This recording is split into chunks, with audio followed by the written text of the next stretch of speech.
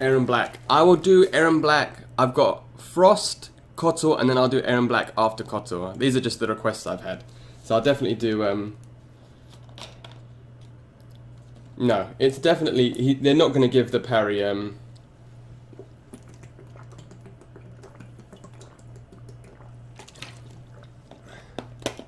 Well, Zonya's got good zoning. I guess Aaron Black. Can you parry Scud Shot? That'd be cool. I'm guessing it's good. If they do put the parry in, the projectile parry, you know it's going to have massive amounts of recovery. So if you whiff it.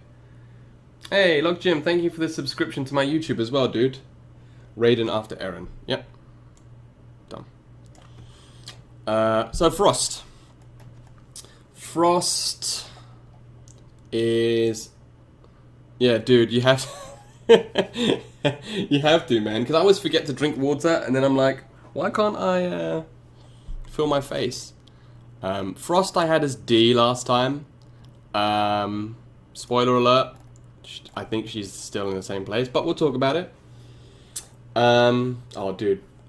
I told you, did I tell you guys I played Asa de Mazzi the other day? I lost faith in myself mid-set. I was like, man, I just don't have the mental to deal with this this Sony. I mean, he's amazing, but I was just like, ugh. This each match went on for like 6 days. I was just like, please, just end the pain.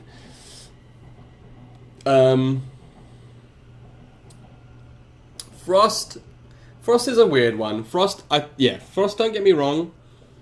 I think Frost is an awesome character. I think in terms of redesign, they've probably redesigned her the best in this game. I love the cyber redesign. I love the way she looks. I like the way her moves look. However, I feel like she is on the weaker side. I did my How to Punish Frost video yesterday, and she's got more gaps in her strings than a block of Swiss cheese. But we'll talk about that when we get to it. Variations. I mean, it's just Ice Machine, really, right? Nobody uses the other one, whatever it's called. That weird head that just sort of rolls on the floor like some cut-price horror movie and takes 40 minutes to explode. Yeah,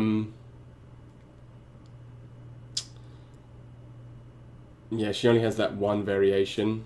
And again, I don't think her moves... I think my biggest complaint about Frost is that the moves that she has, and I've said this before, the moves that she has doesn't complement her strings very well and the way that she was designed. So, yeah, Ice Machine, yeah. So I think her biggest issue is the moves they've given her in her tournament variations, outside of like the massive gaps in her strings, obviously. So yeah, she only has one viable variation. Movement options. She's got the lunge, potentially, and the forward 2 that can close the gaps quite quickly, but other than that, she just has normal movement options. Overall damage is fair. You're looking at 300 damage, 1-bar combos.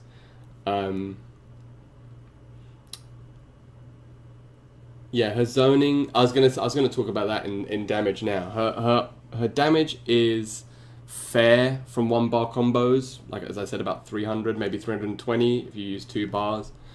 Her corner carry is great with the ice lunge. She's got fairly decent zoning, yeah, with her shield and the ninja stars, the ice ninja stars. Yeah, obviously she's got the blade spin, which is good chip, and they're both versions are essentially safe on block as well, which is strong to end her potentially unsafe strings. But yeah, overall damage isn't great. Outside of crushing blows, which we can talk about, her crushing blow damage is pretty good if she gets a crushing blow. And to be fair, she doesn't have many, but the ones that she does have are quite practical. Obviously, she's got one on her throw. She's got the back 2-2 one. It does if you amplify it. If you amplify blade spin, it does quite a lot of chip damage. I'm not muted, am I? No, okay. That was my worst fear, just sitting there talking like an arsehole for 20 minutes by myself. Yeah, no, but it makes... The way that I think Blade Spin should be used is because she has such massive gaps in all of her strings. Blade Spin should be used if the opponent can show that they can flawless block you. Oh wow, I didn't know that. You can clear Canis Acid if she uses a shield. Dang. What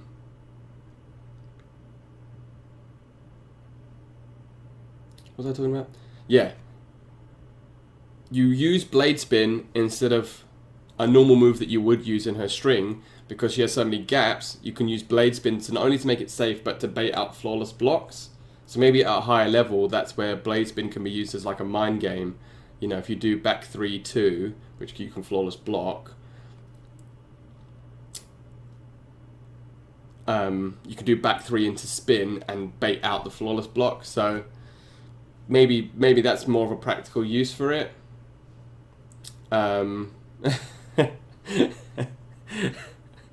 That tickled me. Upsetty spaghetti.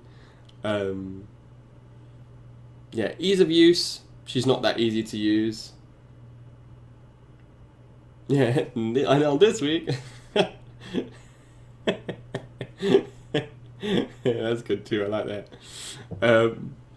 Yeah, she's not very easy to use. I mean, if you want to just zone, she's pretty easy to use. Actually, she doesn't require a lot of execution, I guess, for complicated zoning. But trying to find constructive ways to use her strings and special moves, not that easy. Hey, Gore. Yeah, she's not. Well, I was gonna mention briefly about mix-up potential. I mean, a couple of her strings have got overheads attached to them, but other than that, she's not gonna mix you up really at all. Tournament results 0. As far as I'm aware, the only time we've seen a Frost is when Tweedy picked her against Ninja Killer for some reason in top 8. Oh, she's still above Shao Kahn, funny enough. Dr. Stabs. Who the hell is Dr. Stabs?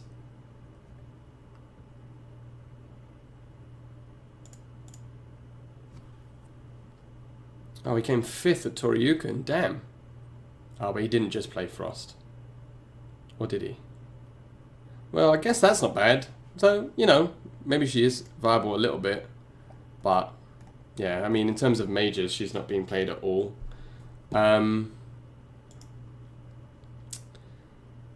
Normal strings, as we've said. She's got excellent range. Back 2-2 is an excellent move in terms of hit confirming. Down 4 is an excellent poke because it's got such ginormous range. She's got quite a good mix of low starters as well, like low overheads into lows, or, sorry, highs into lows, whatever, with 4-3-3 or back 3. But the gaps are so huge. And stuff like back 1-2 being -16 and -20 is like, why? All of our overheads are -15 or more. Yeah, just massive gaps in her strings, man. Like, I think that's the main thing that makes her so bad. Outside of her hit confirms and her hitbox issues, which obviously a lot of her moves, I think it was Roofermonger did a video when she first came out talking about how certain moves should hit but they just end up whiffing because she's only got one combo extender, which is the down back 4, the micro burst I think it's called, but it whiffs for no reason on certain hit confirms. So, you know, that takes out a bunch of her hit confirms that she would usually have, which makes her even less viable. But her wake up option's like up 3. Her wake up 3 is great. You know, it's got quite a long range. I can't even remember what her up 2 is, but her up 3 is obviously very useful. And her fatal blow is amazing because it's full screen and it's super fast. It's probably her best. Her best option is her fatal blow, but again, based on everything we've just said, she just I think she's the worst character in the game. Still, I just do not. Maybe if they close the gaps in her strings, that would put her maybe at least a C or a C+, because she does have excellent range on her normals and on some strings, but you know, the fact that you can flawless block literally every single one of her strings is just so detrimental, especially as people get better at the game and flawless blocking becomes more. I mean, I don't know if you guys saw Evo, and Tekken Master was flawless blocking Dragon, of all people, like every opportunity. You know, you just can't. You're just not going to have the space to put these, maybe at a lower level. You know, where flawless blocking isn't as viable a mechanic. You can play Frost because people won't be punishing you as much. But at a higher level, at a tournament level, I just think it's very difficult with just the weaknesses that she has for her to be above a D. I mean, does anybody feel strongly about this either way? Is anybody like a big Frost main that thinks I'm being stupid and they would put her higher?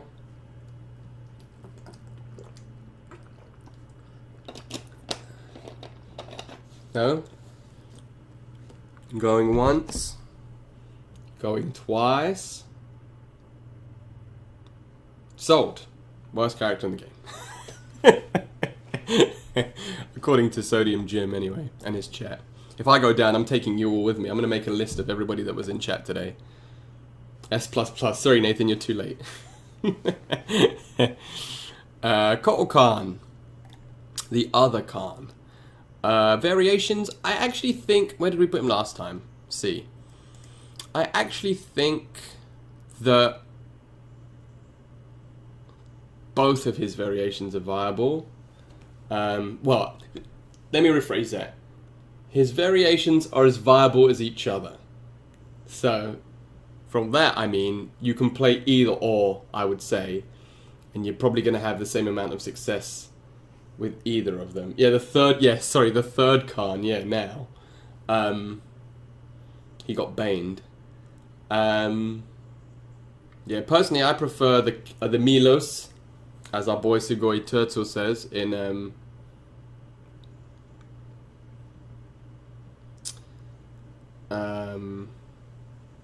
in Ascension. No, wait, Totemic. Because the Ascension is the one with the Sunray and the Command Grab, and then Totemic is the one with the Totem and the Cat. I prefer playing the Cat, but then the Cat is super... It's just because I love turning into a giant cat.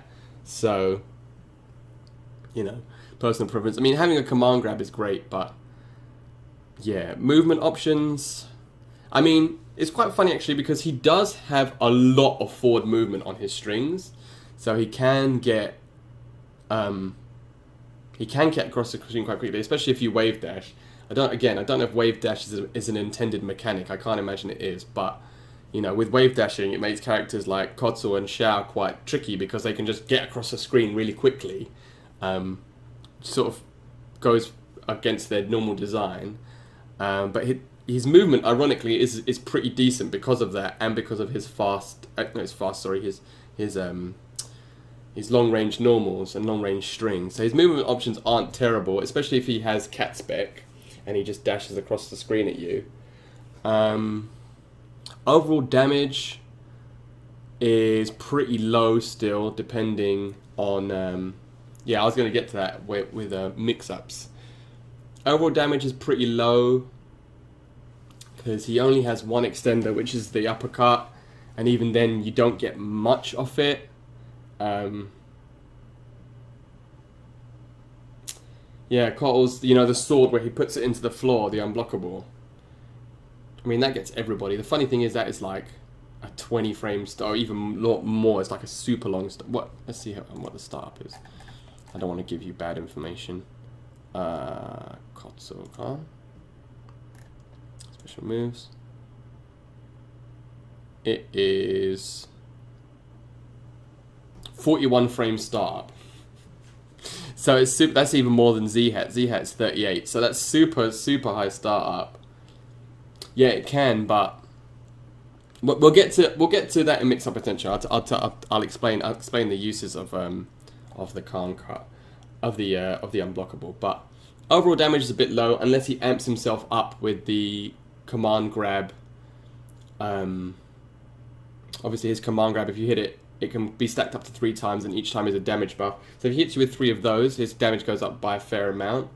But in terms of like mass, because his combo paths are quite limited, he doesn't get massive damage off of his hit confirms.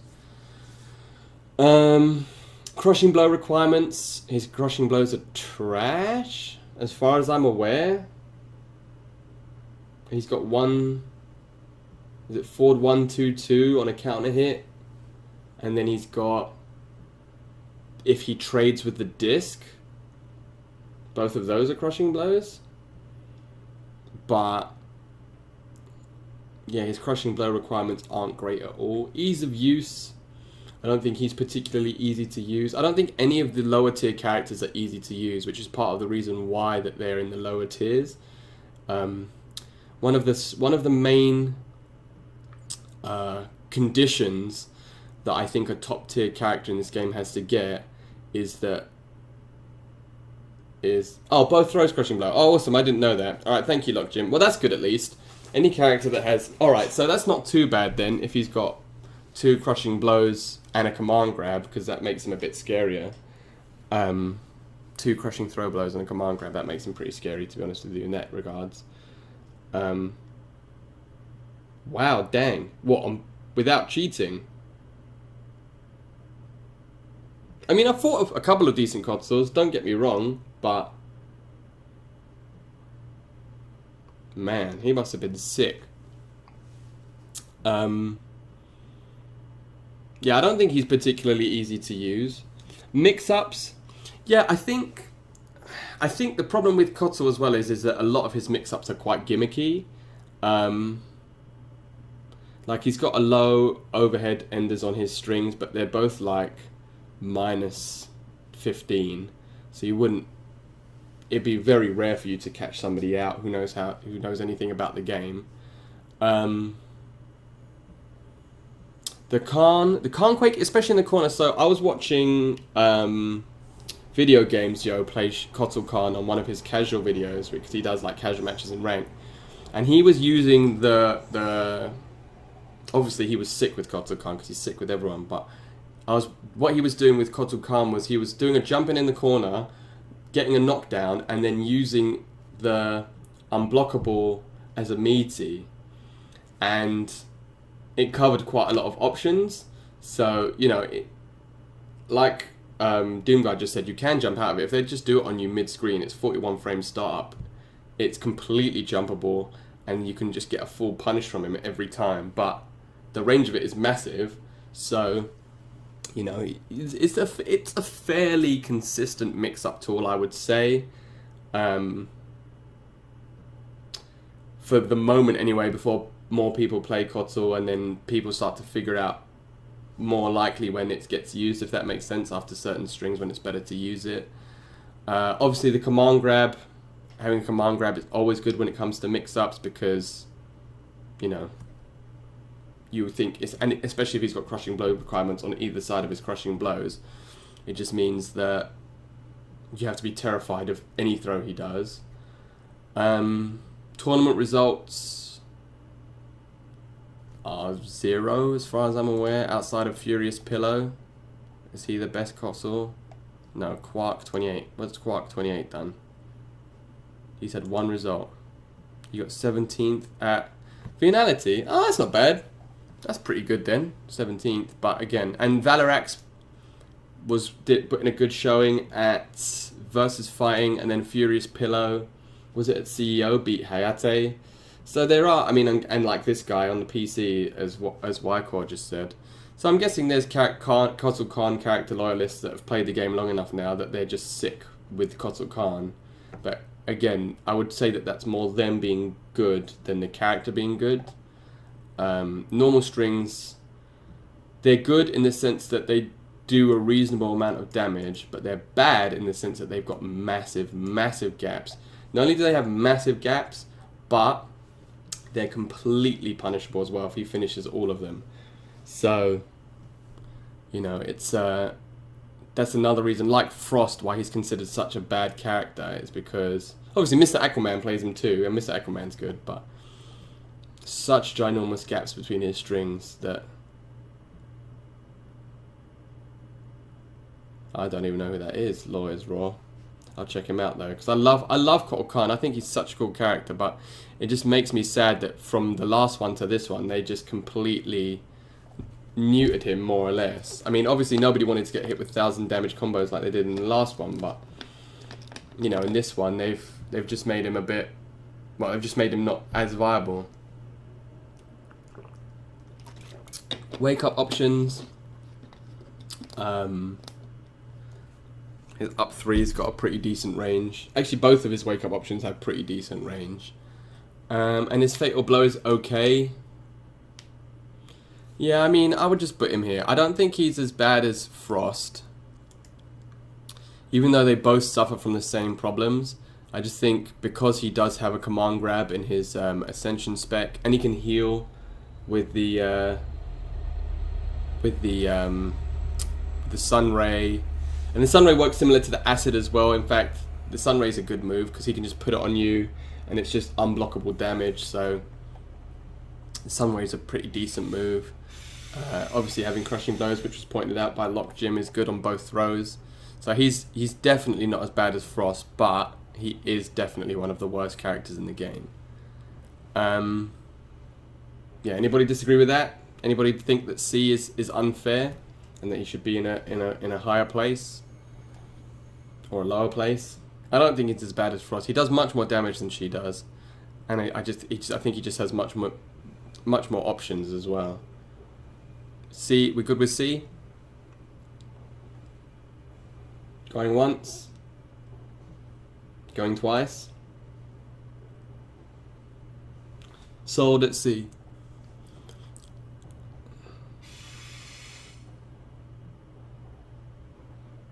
No, he doesn't deserve a C, or no, he does deserve a C. Everybody, see, this is one thing as well. Everybody says when buffs.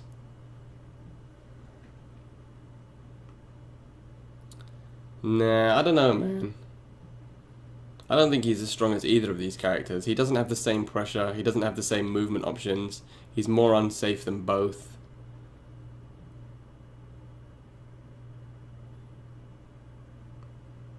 His Crushing Blows aren't as good as Kano's anyway. Well, I guess they're quite similar actually. They both work in similar ways, don't they? Both have Crushing Blows on either side of their throws. They've both got a command grab. It's just that Kano has a lot of high-lows and mix-up stuff, whereas he doesn't. And he's much slower as well. I think C. I don't think he's as good as Kano. Oh yeah, sorry, dude. He can heal, yeah. But again, the damage just isn't consistent though, and it's much. I don't know. I don't think he does off one bar combos without. Unless he's got the buff, he doesn't do as much as Kano. I don't know. Is the healing enough to put him at C+? I just don't think. I think he's got too many gaps, man, and he's too slow. And he's too punishable as well. Oh, it's definitely underused. I mean, it works exactly the same way as Aaron Black's Acid. It's Frost. They've just used the old character before it was revealed who she was. This is all old art. But yeah, this is Frost and D. Yeah, I mean, well, actually, we'll talk about it when we get to it, but.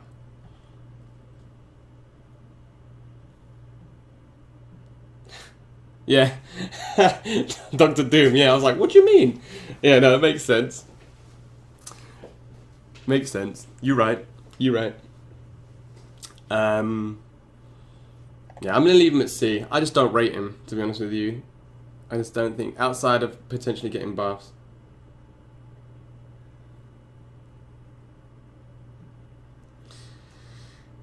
But it doesn't, he can't combo into it like Aaron Black. I mean, well, we're going to talk about Aaron Black now anyway, so we can talk about the Acid and we can compare and contrast with the Sun Rays.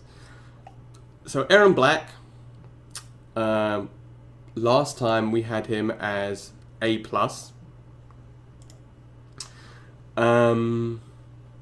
Variations. I think the only really viable one is 52 card pickup. This is Frost. Character on D is Frost. It's just they've got the old, yeah.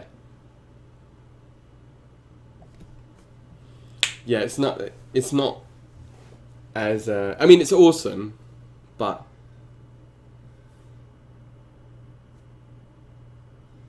that acid, man. But yeah, Aaron Black, 52 card pickup, I think. No, not really, because you can actually place where you want to put it. So if they're full screen, if you've knocked them full screen, you can just put it on their heads as they're waking up. If they don't have meter to roll or anything, they just wake up into it. So, I mean, if you were to just do like, say, 1-2 forward 1-2 into Sunray, then yeah, it would leave you exposed. But you can place it depending on where you want to put it on the screen. It works as exactly the same way as Aaron Black's acid. You can just chuck it whatever distance you want. So yeah, you can just put it wherever. Yeah, exactly what Papa said. It's better to just be used as a setup when somebody's been knocked down. Yeah, so I see some people using the other Aaron Black variation, which name completely escapes me. What's it called? Barking Irons. Yeah, I thought a couple of Barking Irons Aaron Blacks, but they just don't seem to be as effective as yeah, if you sit there with a factor 50. No, even Kombat didn't use Kombat. When Kombat was on stream, he didn't use Johnny. He yeah, Netherrealm factor 15. He didn't use Johnny. Yeah, as far as I'm aware. I only watched the Saturday though. I didn't watch any of the Sunday. Papa, please. Yeah, Barking Irons is a much less effective variation, but 52 card pickup makes up for that by just being extremely powerful with Scud Shot. Movement options, I mean, slide. Obviously, he doesn't have a teleport, but slide and drop kick means that he can cover vast amounts of the screen in a very short period of time. So, you know, that's great. Overall damage, I mean, he doesn't do crazy damage, but you know, he's not a combo damage character. I mean, to be fair, for the amount of damage that he gets, especially off one bar, off no bars, sorry, because if you do 2-1-2-1-2 into the gun launcher or back 2-2-2 into the gun launcher, that's all meterless, and it's about 270, 280 into the acid. So, you know, yeah, dude, it haunts all of our nightmares. Trust me. So his overall damage in terms of combo potential is low, but then we go into his crushing blow requirements. Obviously, his crushing blows are crazy. You know, obviously the drop kick is really, really good. The crushing blow on the escape throw is really, really good. If he's used all the bullets in his gun, he can just smash you with the gun butt, and that does immense damage. Yeah, his crushing blow requirements are super easy to do. I think ease of use, I think in terms of top tier characters, he's probably the easiest to play in the game. His game plan is very linear.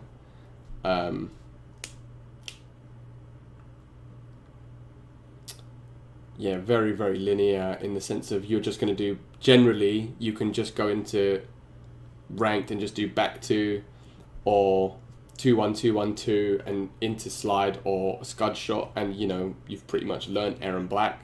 His combos don't require massive amounts of execution. I think he's a very easy to use character, to be honest with you, especially when it comes to just mixing up drop kick and slide. You know, online, if you're trying to react to either of those two in 130 ping, it's going to be a myth. So I think ease of use is very easy to use. Maybe not very easy to use, but definitely the easiest to use out of the top tier characters. Mix-up potential is, well, it's a 50-50 at all times. So he can cancel into slide at all times, which again, trying to punish online is extremely difficult in terms of reacting to it. He's got the overhead or the slide, which is again a sort of a built-in mix-up. If you just see the run and you're trying to react to it online, you don't know which is which. He can combo into the slide at any point over his overhead. Yep, exactly. He can, as A and B straight just said, he can cancel into at any point during his strings. He can cancel into the scud shot, which not only makes it safe, but he can also pull the trigger on the scud shot. No pun intended, which is a mix-up in itself, because either you can challenge it because it's not super safe, but if he pulls the trigger on the scud shot, obviously he's going to shoot you in the face. Even on stuff like the dropkick, if you block the dropkick, he can amplify it on block. And there's a little mix-up built in there. Yep, meterless launcher, which is super easy to confirm, which we've already said. Yeah, his mix-up potential is immense, basically. It's like his whole gimmick is just to mix up. Even though top tier Aaron Blacks like Hayate never cancel into slide, you know, especially online, it's very difficult to deal with. I know this is an offline, it's definitely an offline tier list, but you know, just the fear of being able to combo, of being able to cancel into slide or scud shot after any opportunity is just mental. Obviously he can just sit full screen as well and hit you with those, you know, with the rifle. So yeah, easy to use with a very, very strong mix-up game. Tournament results. Sonic was smashing people at the start when he just stayed with Aaron Black. Hayate won Veniality.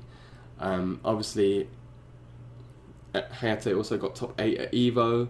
So very, very strong tournament results. Like he's third on the list here. 14 top 3s, second highest in the game.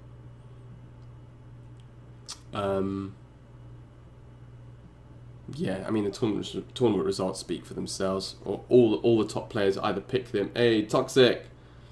All the top players either pick him or counter pick with him. So I mean, Veniality Grand Finals was Aaron Black versus Aaron Black. You can't flawless block either of his two main strings. You can only flawless block forward 3-2 as far as I'm aware, which generally doesn't seem to be used in neutral very often. Oh yeah, we've got to talk about his amazing down pokes as well. Down 3 and down 4 both are amazing.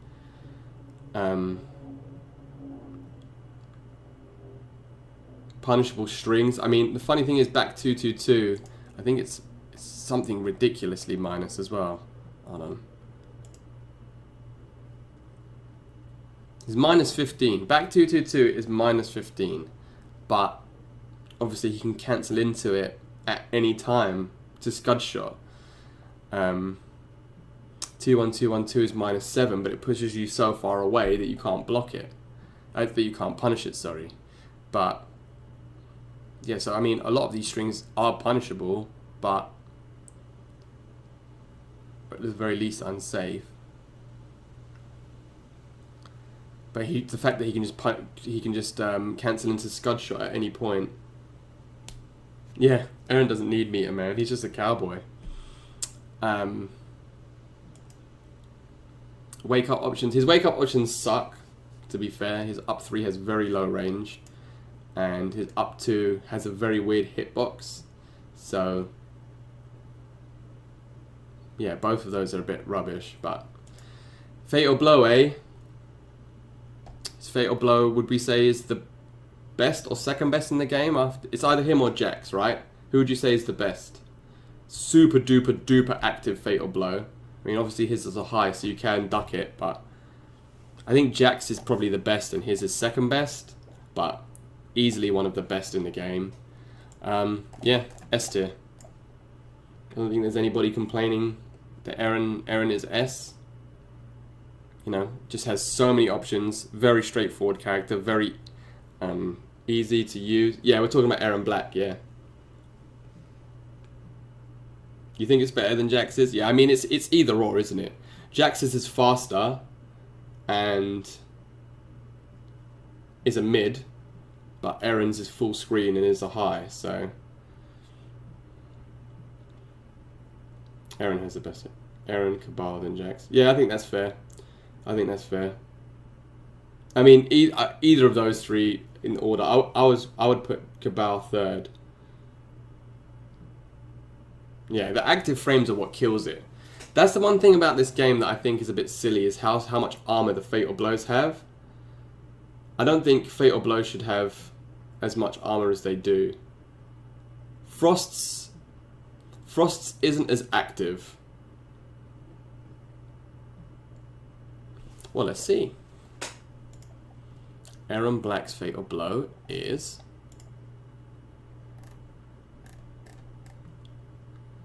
10 frames, and Jax is. I think you're right, Temich, but let's just double check.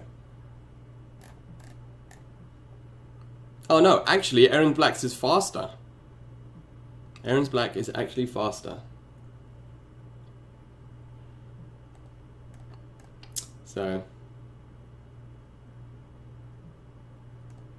No, I think Cabal's is. I think that the only reason why I would put Jax's is better is because, yeah, as Lock Jim just said, you can't duck it. So it's only 1 frame slower, and if they catch you pressing a button, it's just like meh, and that's it. You've just had to hold it. Yeah, this is a really good resource if you just want. I mean, obviously this uses the frame data of the game. So if the frame data of the game is wrong, then this will probably be wrong too. But just as like a quick reference point when we're doing stuff like this, I can just quickly jump to it and be like, oh yeah. But yeah, Eren Black, S tier, one of the best characters in the game. Sound good? Going once? Going twice? Sold at S tier.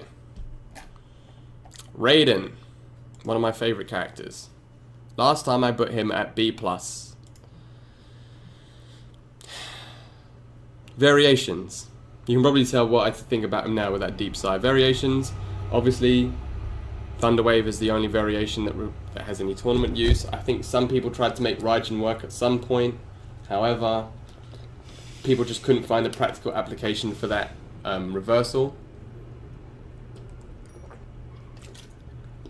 And not just that, but you completely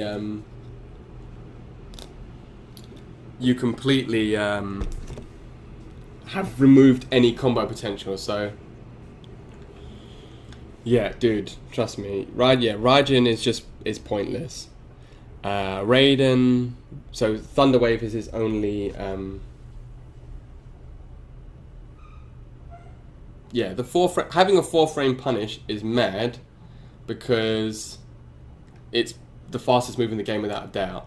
So anytime you struggle with like Liu Kang stagger pressure, or you know, Garrus stagger pressure, or Cassie or anyone like that, you just boop and then you just blast them with the lightning. But it just doesn't seem very practical in terms of how you have to use it to set it up, and then you have to get hit 3 times, and like I said, you just remove all combo potential. So, and you get rid of your teleport as well, yeah. So yeah, he's only really got one variation. Movement options, as we just said, one of the best teleports in the game, which you can amplify for mix-ups. I mean, I've seen people use the teleport to bait wake-ups. So, oh dude, don't even con that. Don't worry, I'm gonna get to that. I'm gonna get to that when we get to punishable strings.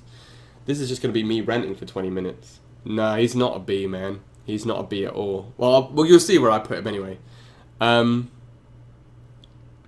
Overall damage is fairly high, actually, because Especially off a crushing blow, you can easily get 45 to 50% damage. Even his 1-bar combos are 320, and they're really easy to do.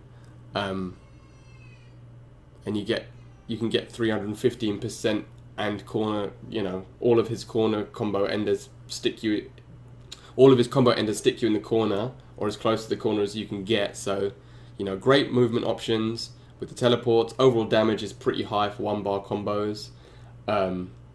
Crushing blow requirements are fine. I mean, 1-2-1 is pretty good as a counter hit. Back 2 is trash. But you can hit people with it. You can definitely hit people with it. Especially if they've got no... The best time to use it is when they've got no meter in the corner. And then they have to be a bit afraid of the mix-up. But it is 19 frames, so it is reactable to. Yeah, and his overhead is one of the most... I think I saw yesterday it had 43 frames of recovery. So... or something ridiculous like that. Basic attacks, back to, where is it? Yeah, 43 frames of recovery. That's the equivalent of Z-hatting somebody. Of doing a move and then your recovery being a Z-hat. Z-hat is 38 frames. So, yeah, his overhead is whack. But, yeah, we'll get to that in strings and stuff. But crushing blow requirements aren't great. And the Superman dive is okay. But you have to amp it. And doing a raw, it's not like Jackie's...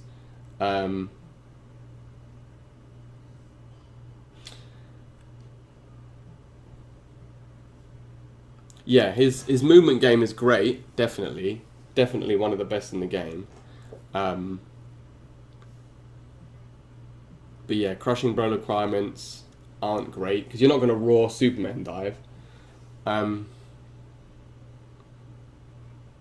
It's not like Jackie's dash punch, which is safe. You know, if you do a raw Superman dive, you're going to get bodied.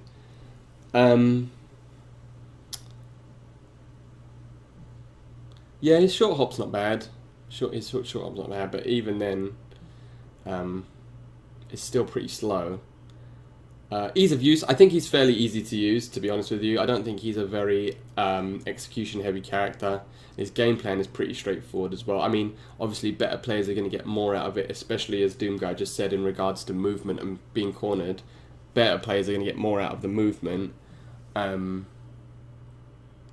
I don't think he's a complicated character at all in terms of ease of use.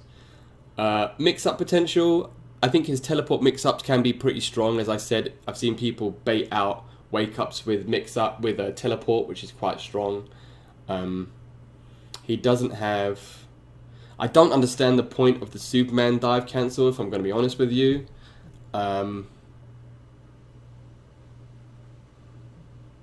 Yeah, I don't see the practical application of it outside of making a string safe, I guess. Like if you get back 1-2 blocked and you want to make it safe, but it's not a mix-up tool. Yeah, not just that accident, but also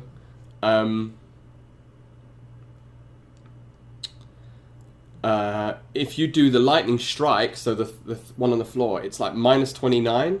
So if you've got a long range projectile, Cetron can reversal punish it. Sandtrap with Garrus can reversal punish it. So, you know, -29 is a super long recovery.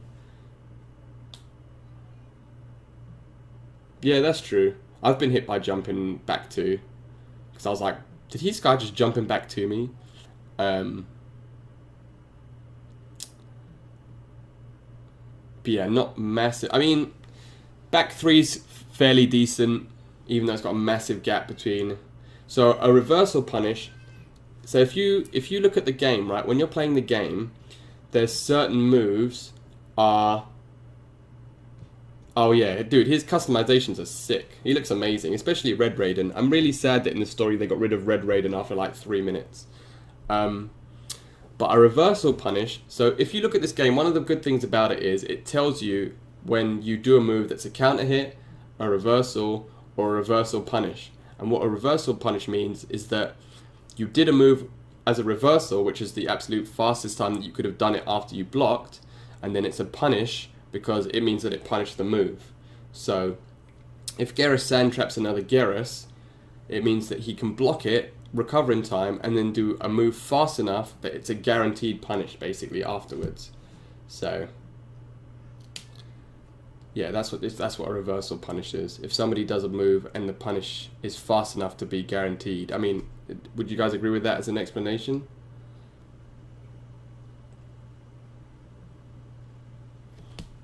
Because yeah, a reversal is just doing a move. Really? Is it that fast? What's the startup?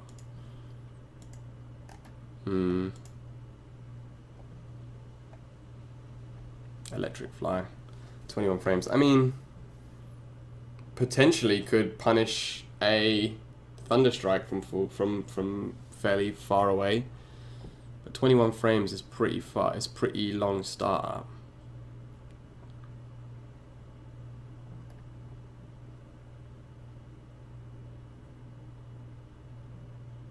Yeah, it's just a whack crushing blow. Yeah, I know, right? The nice thing about my chat and the people that watch me is that people just like to talk and you know, have a nice conversation. Like we were talking about the other day when I was restreaming the Evo. Everyone came into my chat and was like, "Yeah, it's so nice to have a non-toxic chat." It's because we all just love Mortal Kombat and we just want to talk about it, you know? But yeah, good point, well made, Doom Guy. It's because lovely people like you come in the chat and we just want to talk. Apart from that one guy who came in and said my tier list, doing a tier list like how I'm doing it was complete shit or something, but then he didn't elaborate on what he didn't like. I mean, he's completely valid in his opinion. If he doesn't like it, he's completely entitled to that opinion. But I was just curious what about the way I was doing it he didn't like. Tournament results, 0, as far as I'm aware. Normal strings.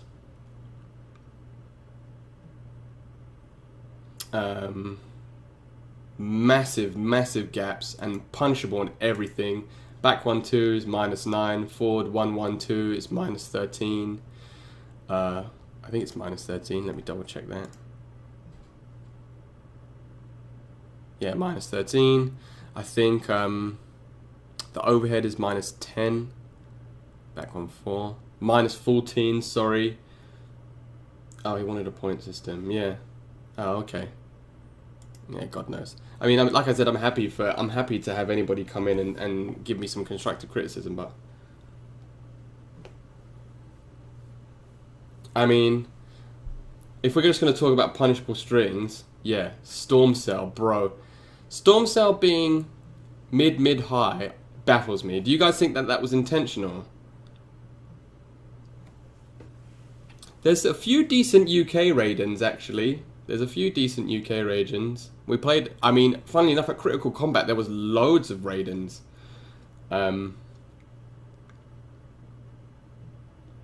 But, yeah, Storm Cell being duckable at the end just completely deads him, man. Just completely makes him... That's why I would even put him as a C tier, C+. I don't think he's B. I think he's C+. Honestly. I just don't, you know. I mean, what is it about these characters that makes them... The only thing that he's better than these guys at is that he has a teleport. Was upsetting, yes. You know, his fatal blow, his wake up options aren't great. And his fatal blow's okay. It's got quite a long range. But, yeah. Unsafe, yes. But not... Make it like -10. But, I don't know. Just to have the ability... Yeah, Staff Poke... Not only does it start off with a high, forward 1. But we saw yesterday that... You can actually, the hitbox is, well, as which shouldn't be surprised. The hitbox is actually completely different. So I was poking Garrus in the face, and the stick was just going through his face. So the hitbox on it is mad as well. 4-3-2 is fine. I mean, he's got 11 frame mids. That's not terrible. You know, keep confirming that. Especially if you hit a down one, it's pretty easy, right? But yeah, too many gaps. Unsafe on pretty much every string, I think, apart from forward 3-2. Shut up, Doom guy.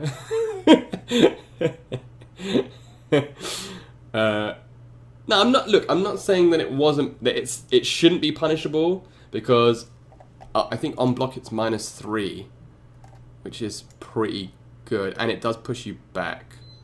Yeah, -3 on block, so that's pretty. I mean, yeah, he's ginormous as well, so he's got that ginormous hurt box. But -3 on block is silly. Don't get me wrong. But maybe make it like -10 or something. My man. Don't make it minus. Don't make it completely punishable by everything, you know. So yeah, that's why I think he's C+. You know, I don't get me wrong. I love him. If Raiden wasn't so unsafe, he would have been my main from the start, 100%. Because I love playing Raiden, and I play him every opportunity I get. But you know, him being so unsafe on everything, and Storm Cell being so Street Killer 911, my man, thank you for the follow. Just for being so unsafe on everything, and Storm Cell being so awkward, shall we say? I think he's a C+. Obviously, he's got awesome movement, and he's got fairly good damage as well, and he's not that difficult to use. But if you're playing against, oh yeah, of course, yeah, and somebody else said that as well. Second, his zoning is super slow. You know, that, like I said, Thunderstrike is a guaranteed block reversal punish from full screen for a lot of these characters that have full screen reversals. But yeah, C+. Anybody disagree? Going once? Going twice? Sold. C+. I'm just gonna go P.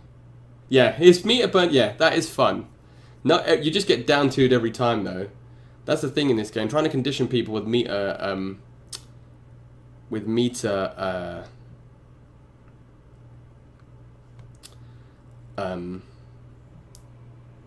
the Elder Gods.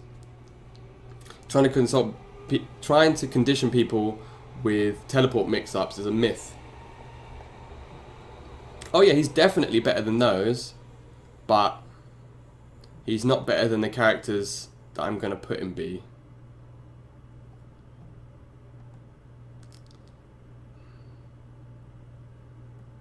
Yeah, no, he's definitely better than these two. But then, if you think about, the only thing that makes him better than these two is that he's easier to use. He has the same issues. A 50-second chat delay. Dude, do you know what, man? I don't know. My whole stream has a 15-second delay. It's not chat. It's really weird because I've got it set so no delay. That's why my audio sounds weird when I'm in game, because I have to put it through my microphone, because when I set it up, yeah, catching a bit, Papa. When I set it up so that it comes through my speakers, there's a massive delay, even though I've got no delay on my stream. So I have no idea where that delay is coming from, to be honest with you. I spoke to XSplit support for like 2 hours, and we just couldn't figure it out. I think it's basically just my computer isn't good enough, and just the USB ports that I've got are old and need replacing. And then when I replace the USB ports, then everything will catch up. But yeah, I don't know why there's a delay. Yeah, I'm just gonna quickly go P. If you guys want to put, I mean, I'm happy to go through it in this order, but if you guys want to put a couple of names in chat, and I'll just do it in order of what you guys want, I'm happy to do that. So, yeah, I'll be back in 2 minutes.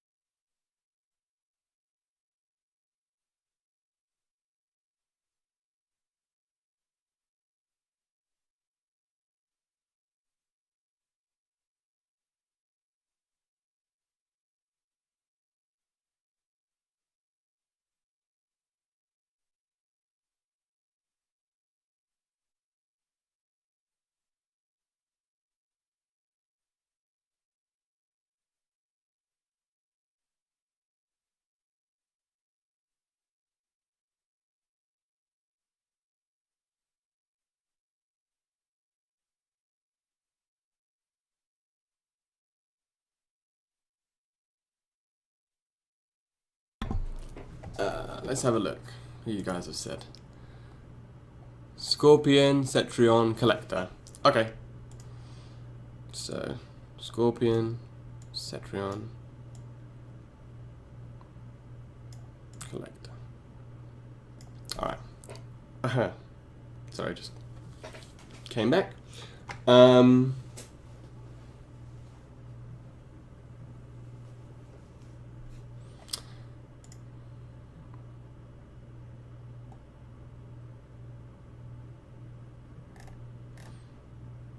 Yeah. Just wanted to say quickly before we get into it again, thank you everybody for jamming with me today. I love doing tier lists and stuff like that. I love really being analytical about characters, and I love hearing about and learning stuff that I don't know. So thank you very much everybody who sat with me today and who's gone through this with me, because I really, really appreciate it. It's been really fun. Just to shout out as well, this time next week, ladies and gentlemen, is Nightwolf. So if you guys like analytical, breaking stuff down, you know, like going into stuff in the maximum detail, I'm going to lab the absolute balls off Nightwolf next Tuesday. You know, usually I do, as I said before, usually I do 10 AM to 3 PM GMT. This one might be a bit longer actually with the tier list, but 10 AM to 3 PM GMT, right? Next Tuesday, it's going to be a Nightwolf mega stream. Trust me. We're going to start off. I'm going to get him first thing in the morning, even before the stream. I'm going to take him into the lab, have a little fiddle around with him, just see what I can do. And then as soon as the stream starts, we're going to be in the lab, hitting the combos, looking at the frame data, figuring out the tech, all day. All day, man. We're gonna be sitting, we're going to be doing Towers of Time, getting all the gear. We're going to take him online. We're going to do everything. It's going to be amazing. I've been looking forward to Nightwolf so much. So, yeah, man. Honestly, next Tuesday, yeah, that's what I want. Nightwolf army, man. Honestly, it's going to be. We're gonna be sitting here next Tuesday, and I'm getting goosebumps just talking about it. I'm so freaking hyped for Nightwolf. It's unbelievable. That's part of the reason why I haven't done any Combat League this week, because I'm so hyped for Nightwolf that the idea of not playing him actually makes me feel a bit sick. I just don't want to be Garrus anymore. I want to be Nightwolf now. So next Tuesday, my man. Next Tuesday, Nightwolf all day, and it's gonna be Nightwolf week. We're gonna obviously be doing Nightwolf stuff all week, but next week especially on Tuesday, on the day, we are gonna be accident prone. My man, thank you for the follow. Yeah, all day tech. Combos, tech. Dude, look, if they balance Raiden, he'll definitely be my secondary, because I love Raiden, but yeah. Oh, dude. Yeah, that's really weird that he's just started DDoSing, that DDoSing thing has come out of nowhere. I mean, it just seems to be one guy, and they blamed video games, yo. Did you see Video Games Joe's tweet? He was like, "Oh, this guy, the guy who's done it, is saying, it's my fault." But even that's how you know how nice Video Games Joe was. He was like, "Look, I'll take the ban if it means banning this other guy." I mean, the fact that the video games beats, you know, world-class players on a regular basis, dude. If I ever, yeah, the guy who DDoSes people, that everybody knows who DDoSes people, blamed Video Games Yo for teaching him how to DDoS. Poor guy, man. I mean, Video Games Yo was like, fine, if it means you get banned, I'm happy to get banned. And I was like, no, don't say that. Nobody wants you to get banned. We love watching you play. But yeah, trust me, I'm telling you right now, if I ever get into a top 8 with Nightwolf and I win, I'm going to do the on stage, 100%. That you guarantee, promise. Right? For you people who are watching me in my chat now, if I ever get into top 8 and I win in a top 8, after I do it, I'm doing the Nightwolf outro. So, you heard it here first. I just hope he doesn't have hitbox issues. That's the only thing that I'm worried about. Anything else, I don't care. You know, if he's got stubby normals, or his special moves are super unsafe, or whatever, I'm just going to play him, and I'm going to make him work because I love him so much, right? But the only thing that would upset me is if he's got massive, like, Johnny Cage style hitbox issues, and everything whiffs, and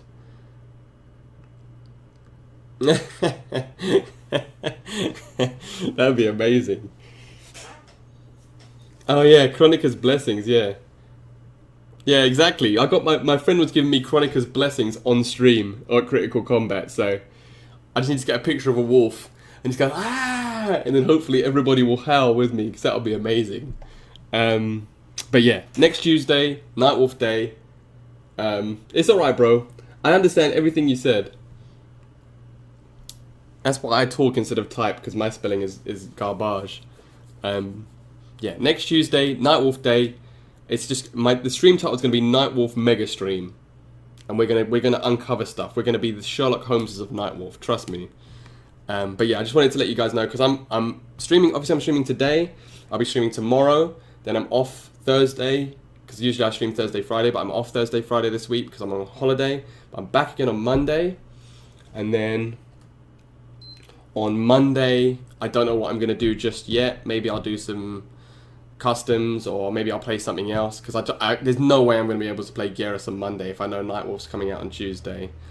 But yeah, next Tuesday, make sure you all tune in because we're gonna dissect him like a frog in high school. Trust me, without killing him because we want to play him. But yeah, that's enough from me about that. Back to the tier list because we've still got half the cast to go. Scorpion. Where did I put him last time? S tier. Okay. So, sorry, let me just switch off my PlayStation. I switched it on because it's charging up my Kindle. So, my Kindle is my second screen. Okay, I'll come back. Scorpion. Scorpion is an interesting one. In terms of tournament, in terms of variations, I think both variations are viable, right? So, obviously, Reborn is the one that gets played more consistently in tournament level, but I used the main Scorpion. I used to use Searing Rage because I'm a big fan of the 2-1 2-4 string Ender, as well as having the damage buff increase. I think they're both very practical abilities. Obviously you lose the mix up with the teleport, but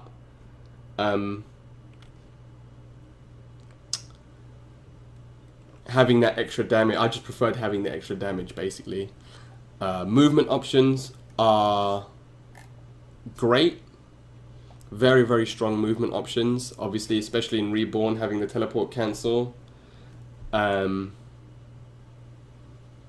Yeah, it makes his movement options immense. Obviously, his teleport is really fast. He can do it off loads of different things, which makes it unpredictable. Yeah, very, very strong movement options. Obviously, overall damage output is pretty high. It's not massive in Reborn, but Searing Rage, you're looking at 340 damage BMBs, so definitely got very, very strong damage options, potentially depending on which variations you pick. You can do 330 2-bar combos in. Yeah, you can teleport in the air. Yeah, I mean, Citron can too, the bitch, but. Yeah, he can teleport in the air, he can teleport from a jump, like a blocked jump kick. You know, his movement options are crazy. Overall damage, it's pretty high. Not the highest, but yeah, you're looking at 290 1-bar combos with Reborn, 330. No, maybe just, you're looking at 330, 342 bars with Searing Rage, but even more with Crushing Blows and the damage buff of Searing Rage. His Crushing Blows are amazing. Obviously forward 3-4, very, very, very strong. Especially considering the Reborn stagger pressure of forward 3 and the Searing Rage stagger pressure, but very, very strong staggers that can lead into Crushing Blows. Crushing Blow. Yeah, we can talk about that Street Killer. We're definitely going to talk about that when we get to the strings. Yeah, this is offline Scorpion. Yeah, yeah, this is offline Scorpion. Yeah. Hey, just the man himself. We're just talking about him. Dang, really? What 2-bar, 380 Reborn?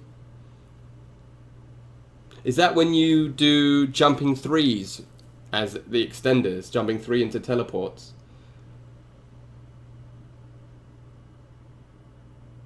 I think I tried to do that, but I found it quite difficult. How you doing, Jordan, anyway, my man? You good? We haven't got to Shao Kahn yet, but we'll do him after Collector, actually, now that you're here. You can tell us about that. Damn, well, 380 damage off a yeah, S tier. We'll do an online tier list for the lols at some point, because I think it'd just be funny just to hear who people hate playing against the most. Because that'll just be that. There'll be no analytical side of that. It'll just be screw Liu Kang, screw Scorpion. Yeah, it'll be very different to the offline tier list. Yeah, all right. Well, if 380, if Jordan says it's 380 damage optimal his combo, then he's right. So massive damage off the optimal. Damn.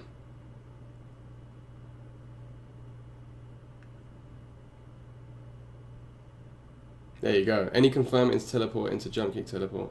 Yeah, that's so. Nothing much, man. This is our tier list so far. We've just been going through. Yeah, online tier list will just be all of these characters at the top here, and then Cottle here by himself. But yeah, we're just going through the tier list, you know, one character at a time. We're just going through Scorpion at the moment. Crushing blows, super good crushing blows. He's got one on his forward throw if you fail the tech. He's got forward 3-4. He's got 2-1-2 after 9 hits of a combo, which is his bread and butter essentially. So he's always going to get them. And he's got the full screen spear as well. So lots of really good crushing blows. Ease of use, I would say fairly easy to use. Obviously the mind games go up a little bit depending on when you use cancels and stuff. Because those jump kick cancel combos that Jordan is saying, they're not super difficult to do, but they can be quite tricky, especially online. But yeah, I still think, yeah. Well, we'll talk about Frost in a bit, but well, I can talk to you about that separately if you want. But basically, the reason why I thought Frost goes at the bottom is basically because of all the gaps in her strings, and all of her weird hitbox issues when it comes to her confirms. And she just has to work much harder to get the same amount of damage. I just don't rate her, dude. Obviously, you zipped me with her, but yeah, I don't know. I just don't rate her.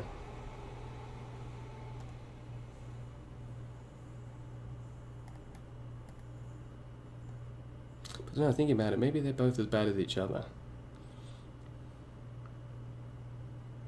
Anyway, we'll go back to those in a bit at the end, actually. But for now, we'll finish up with the characters we haven't touched.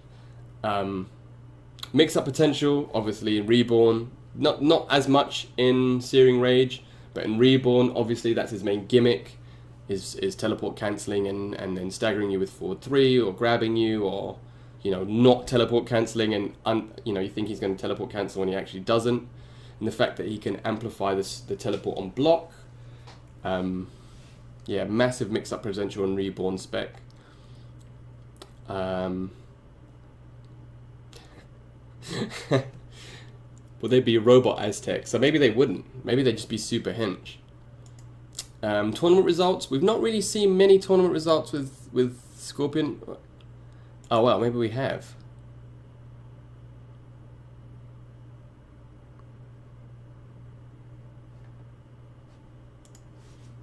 It's basically RZA carrying Scorpion on his back. I got 33rd at Evo. That's good. 17th, 1 Brussels. Yeah, so it's basically RZA playing Scorpion and getting all the results from what you can see. But he's not won any major. Yeah, her main it's the hitbox stuff, man. It's the hitbox stuff outside of back 2-2. And just the ginormous gaps in her strings, they're just mad. Not massive tournament results, but he is, I think, picked quite consistently as a counter pick as well by players like Scar. His normal strings are pretty good actually. 2-1-2 obviously is plus, but you can flawless block the 2. As I said, great stagger on his forward 3. 1-1-2 actually gives decent Oki from what we were seeing. Somebody posted a combo video the other day. If you do 1-1-2 and then do down 4, it pushes you back enough that you can whiff punish most wake ups. So that was pretty good. Yeah, somebody said down 4 is really good. Does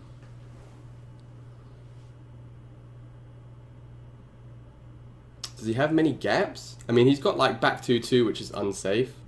And if you don't finish off the strings like back 1-4, that's unsafe. But if you actually finish off all of his strings, I think they're mostly -5. Let's have a check. Combo attacks.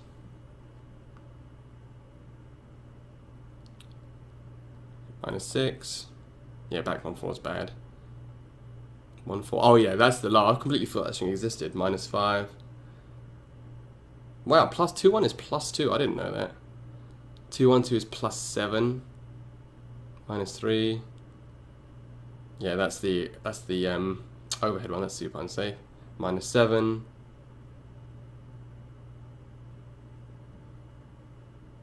Wow, that's -8. I didn't know that.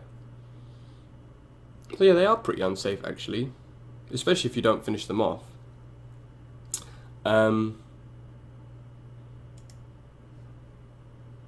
Wake up options. Up 3 is pretty good. Yeah, 2-1-2 has quite a big gap. Yeah. People don't even tend to use that at the moment, like when I'm playing it. Up 3 is a good wake up. Up 2 is pretty good as well. And yeah, exactly. It's mostly used as a combo ender just to get the fatal blow, just to get the crushing blow. Its fatal blow is pretty good as a vertical hitbox. It's not great as a horizontal one. But yeah, I would say he's probably a. What do you guys think? A or A+ on an offline tier list?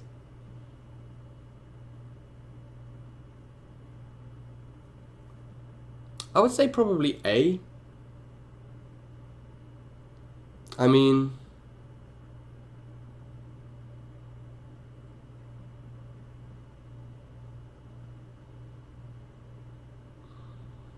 he's not as safe on his strings as Cabal. He does more damage. His mix-up isn't as good. No, he's definitely not S. The characters that are S are the characters that play this game by themselves. So all these characters and the other 2 characters I'm going to put in top tier, they play their own versions of this game. Below Cabal, above Shang. Yeah, I think that's fair. I think that's fair.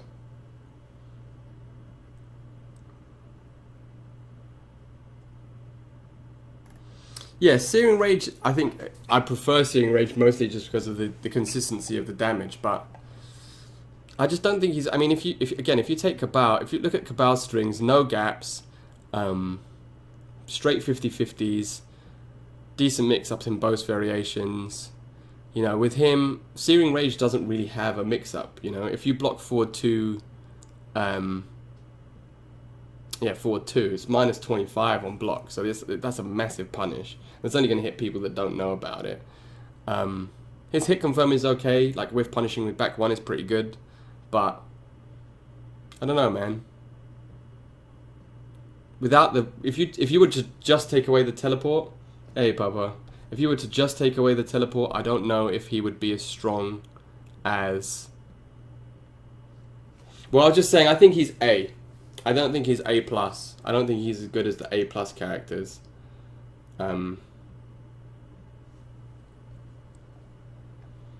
But then I'm happy to be. If enough people think that he is A+, I'm happy to put him in A+. This is a collective discussion. Better than Shang? I guess. He's just not. I just don't think he's as good as Cabal. You know, and you have to think as well about how many Scorpions you play. In terms of matchup, I guess people's matchup knowledge at this point is so strong with Scorpion because there are so many of them. I don't think there's been any, like, not as far as I can see, there's not been any new Scorpion tech for a while. What do we think? A? Anybody? Are we happy with A? Going once? Going twice? I mean, we can go back to Scorpion. B+. Nah, he's better than these guys. He's much better than these guys.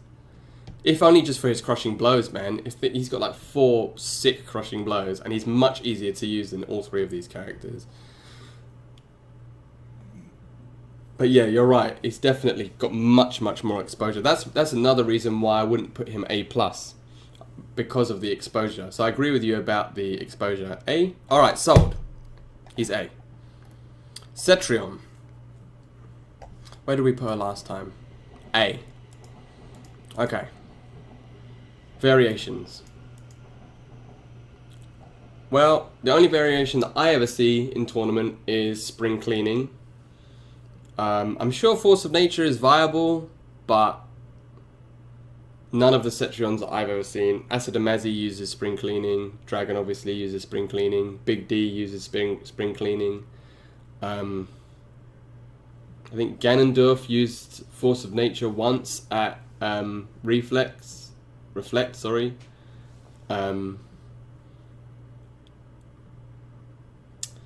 So yeah, one really strong variation, the other not so strong, but the first one, the spring cleaning, is viable.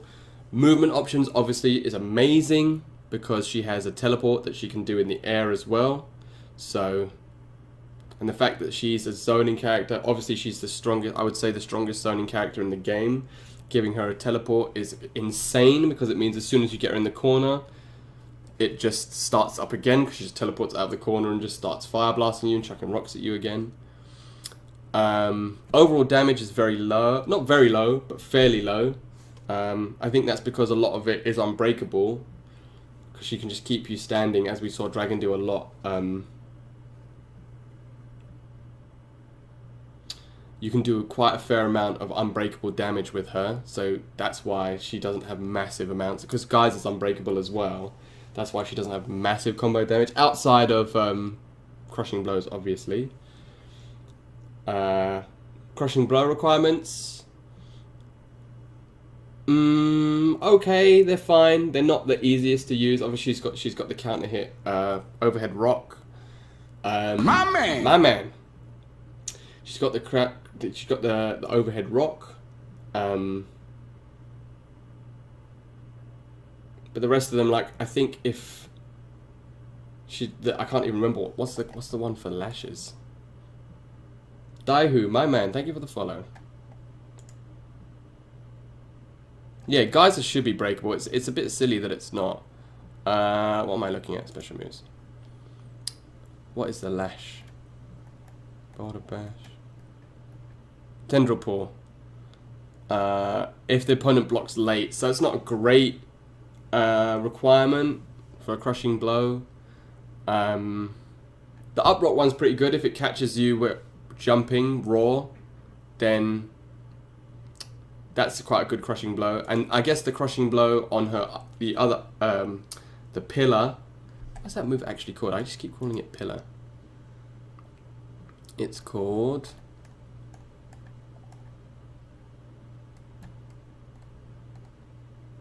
barrier.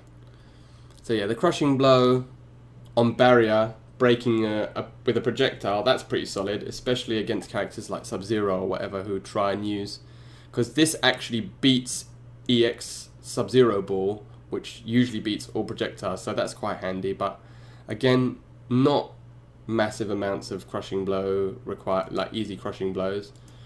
Ease of use, I would say she's fairly difficult to use, because I don't generally tend to lose to bad Cetrions. But I do get smoked by the really good ones, so I don't think she's super easy to use. But obviously, if you just learn how to do her projectiles, you're going to have fairly good success. Mix-up potential, again, outside of a few strings that are low overhead or end in an overhead or a low, it's mostly match-up knowledge, I'd guess. If you don't know when to block high or when to block low, you're going to get hit. But yeah, not massive mix-up potential. Tournament results, outside of Dragon,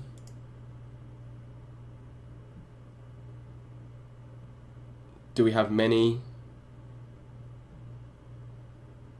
No. Yeah, no, fire spin. I mean, her frame data is quite weird actually, but I mean, Dragon obviously gets results because he's Dragon, but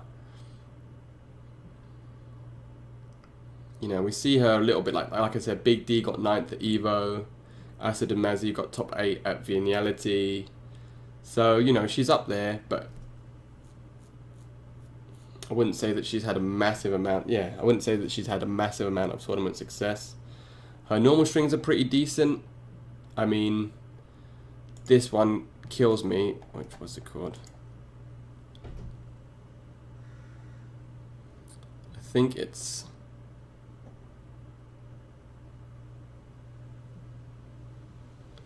this one. Forward 4-2-3. Is this the over?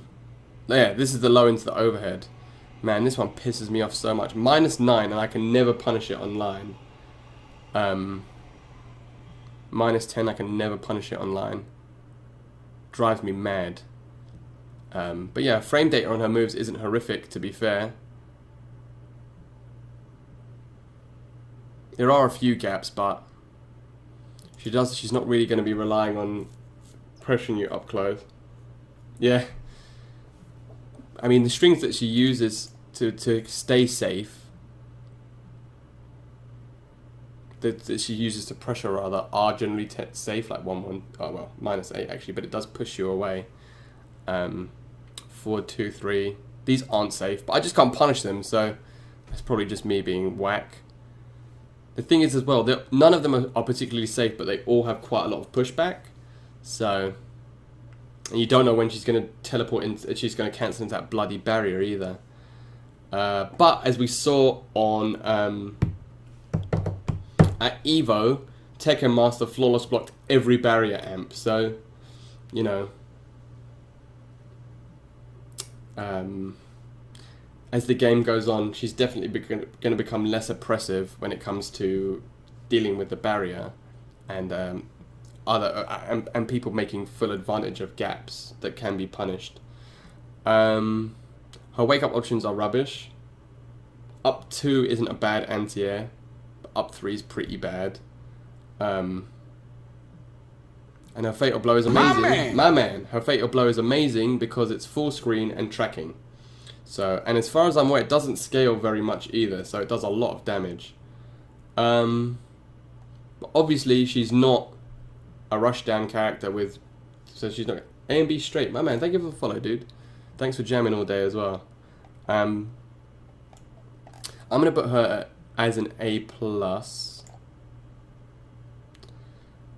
because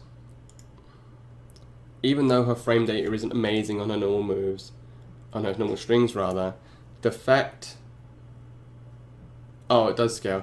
It's just because every time I see somebody use it, it does such immense damage. Maybe it scales not as much, because Garrus's one scales loads. So, yeah, I mean, I'm going to put her as A+, and the reason for that is that even though she's not, obviously she's not a rushdown character, and the frame data on her normals and stuff isn't amazing, the fact that she's got such a strong zoning game, and if she didn't have the teleport, it wouldn't be as deep, but the fact that she's got such a strong zoning game, and she's got such amazing movement, makes it such a frustrating character to deal with, because there's very few characters that can counter her.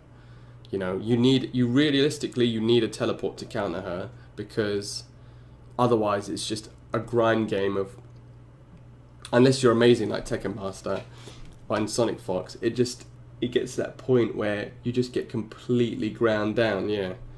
So, I think A+, You know, again, even though that she's not got massive amounts of tournament results, would you guys think A+ is fair?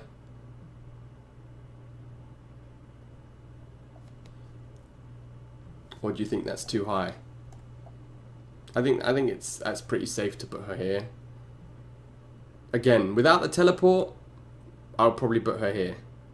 But with a teleport, I just think it's just too useful.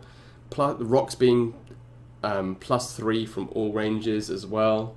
So if you try and press a button afterwards, she can just catch you with Geyser.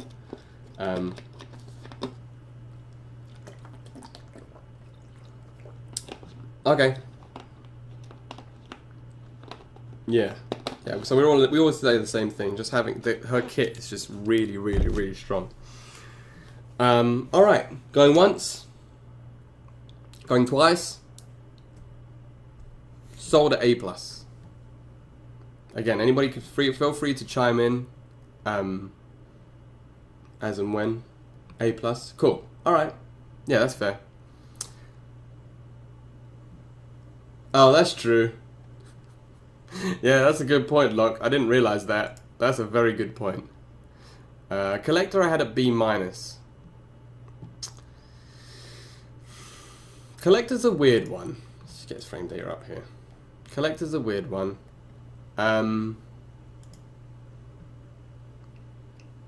think his variations are about as viable as each other, potentially, but Back in the Pack seems to be getting the more... Is Back in the Pack the one with the command grab?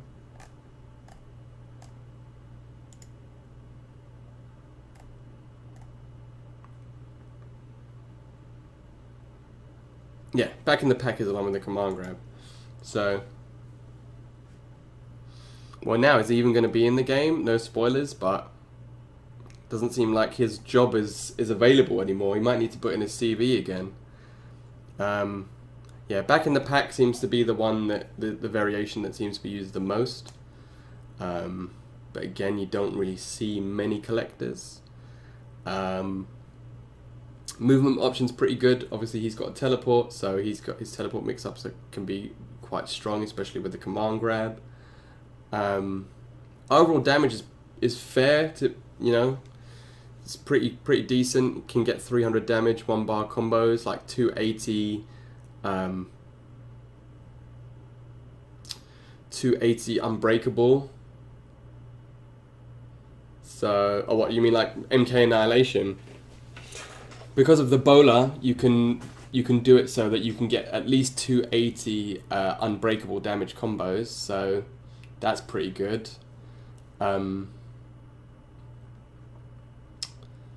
He's got a command grab. Does he have crushing blows on his throws? I feel like he does, but I feel like that's only off reversals.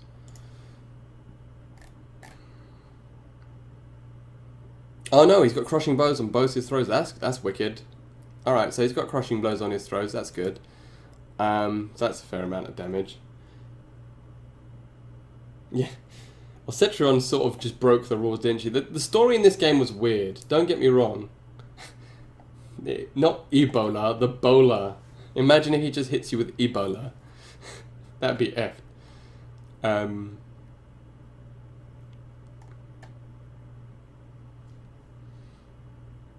Yeah, crushing blow requirements. I think his crushing blows are quite decent, as we've seen. He's got them on the forward and the back throw. The mace, I've not really seen anybody get hit with a fully charged up mace. Yeah, I was just about to say, I think you're right. I think the throw is on... Where is it? Demonic Clutch? Yeah. So if he reads a roll, he's got a crushing blow on that. He's got a crushing blow on the, I think, 3-2 as well. Where is it? Yeah. So 2 is an overhead, so people don't know about that. That's a pop-up, that gets big damage. He's got another one, 2-1-3, that's the one where he stabs you in the neck. So that's quite good. So his crushing blows are fairly decent, actually. He's got quite a few. But that seems to be Collector's main gimmick, is that he's got a lot of everything, but Oh, and his command grab is a mid. Yeah, that's a very good point. Thank you, Jordan. And it's plus 18 as well, so, you know, that means you can just keep running up to them. If they don't do anything, you just can run up to them and keep doing it. He's got a lot of everything, but he doesn't seem to excel at any one thing. He's definitely not easy to use at all. Definitely not easy. He's got loads of moves, so you have to be really, really sure when you're going to do any move at any time. My man! You got to be really sure when you're doing, you know, each move at each time. Fairly strong mix-up potential, as you said, as Jordan just said. Command grab is a mid, and just having a command grab means you've got fairly strong mix-up. His main combo starter is a low. Nasal spray is good, my man. Thank you for the follow. You know, down one, having a low combo starter is always good.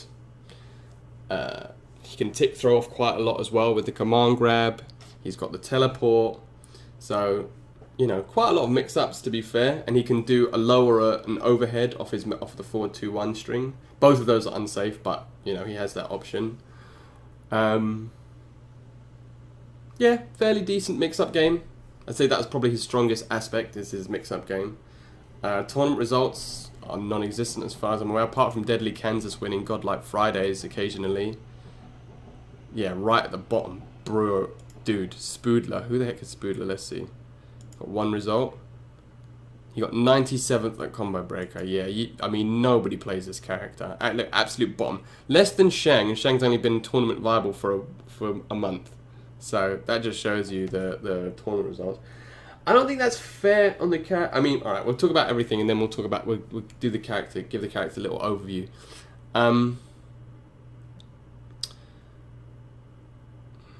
Yeah, I mean the bowler cancel is unsafe though, but it is a good combo extender in the sense that it keeps them standing, so you know it's unbreakable damage.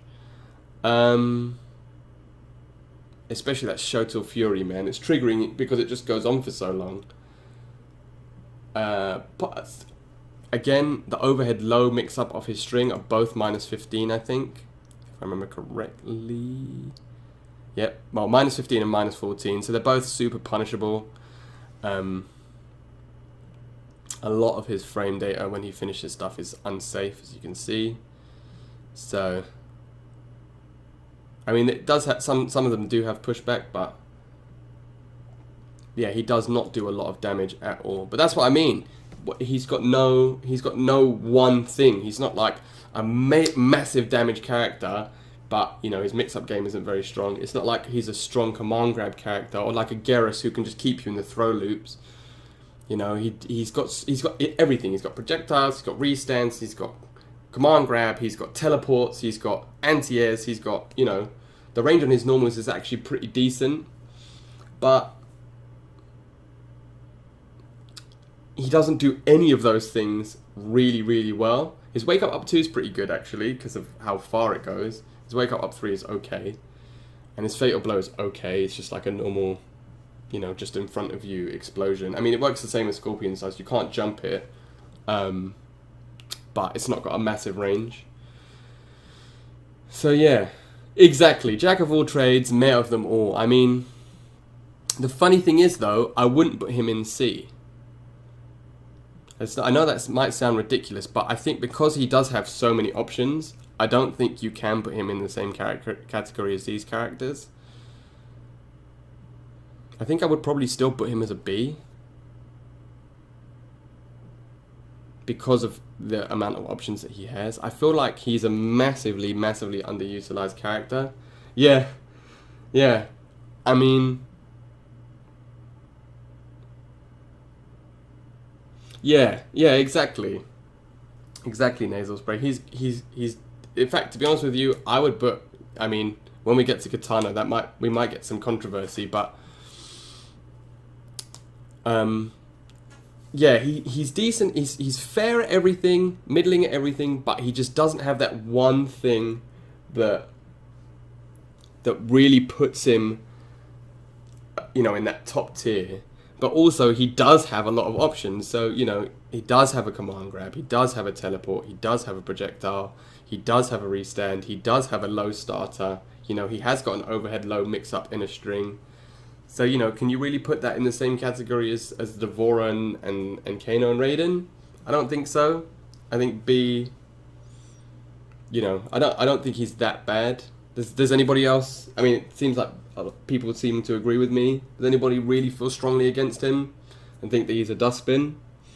He should be in the dustbin tier? Or do people think B is fair?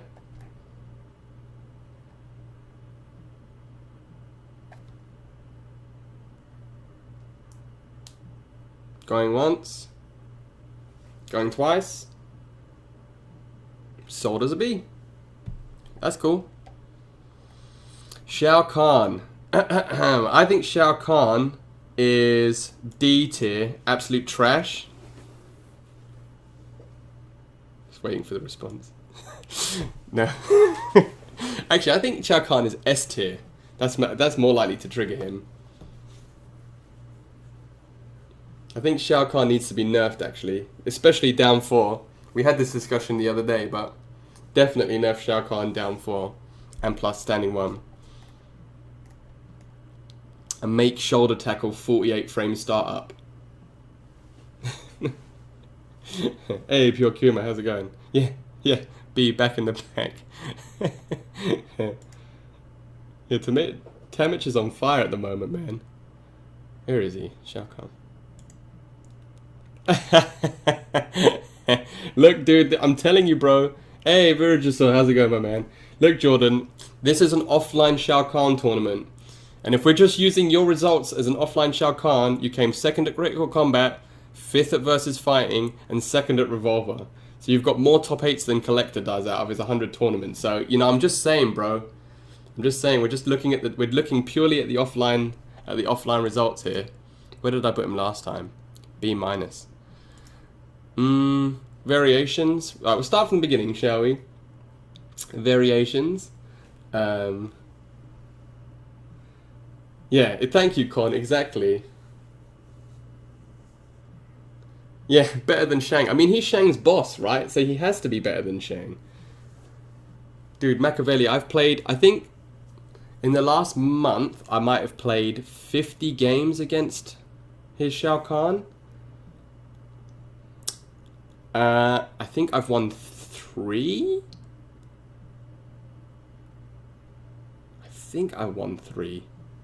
That might be a bold statement as well. August has got the stats. I don't know, you know. Do you have a Shoryuken account? Because it says the best Shao Kahn is Lordrak. I don't know who that is.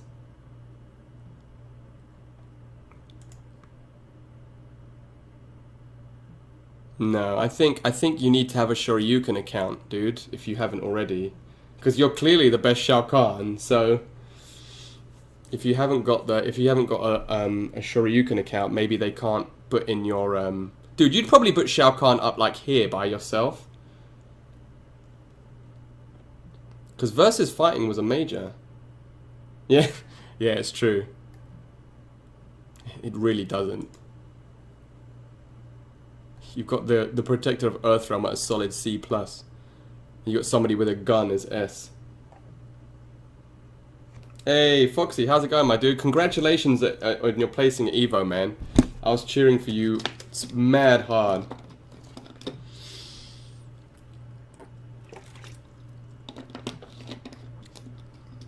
Yeah, you did us all proud, man.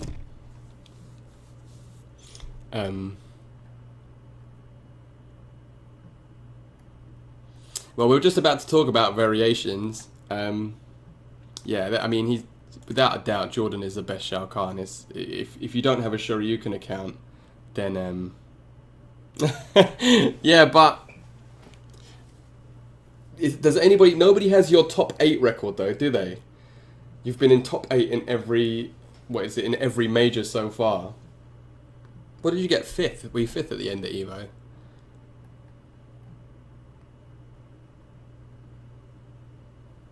So, man, out of 1,500 people as well. It's absolutely mental, man. And the first tournament at Shang Tsung as well. Even though you did play Kung Lao once. I can't remember who it was against, though. and you smoke them. Yeah, 5th. I mean, that's amazing, man. In a 1,500 man tournament. And top 8 every time. Every single time. You look, I haven't got to Kung Lao yet, but I was going to bring you up. You're the only reason Kung Lao is here. Look at all the characters around him. And Kung Lao is here because of you. Oh, you did play Land Pause. Ah, okay. Yeah, no, because I watched all of Saturday, but I couldn't remember, because I remember you playing Kung Lao, I just couldn't remember who it was against. Yeah, look, this is because of you. Right here. Best ranked 2nd. Yeah, I was going to say, going to Shao Kahn variations. A Foxy Grandpa making Kung Lao.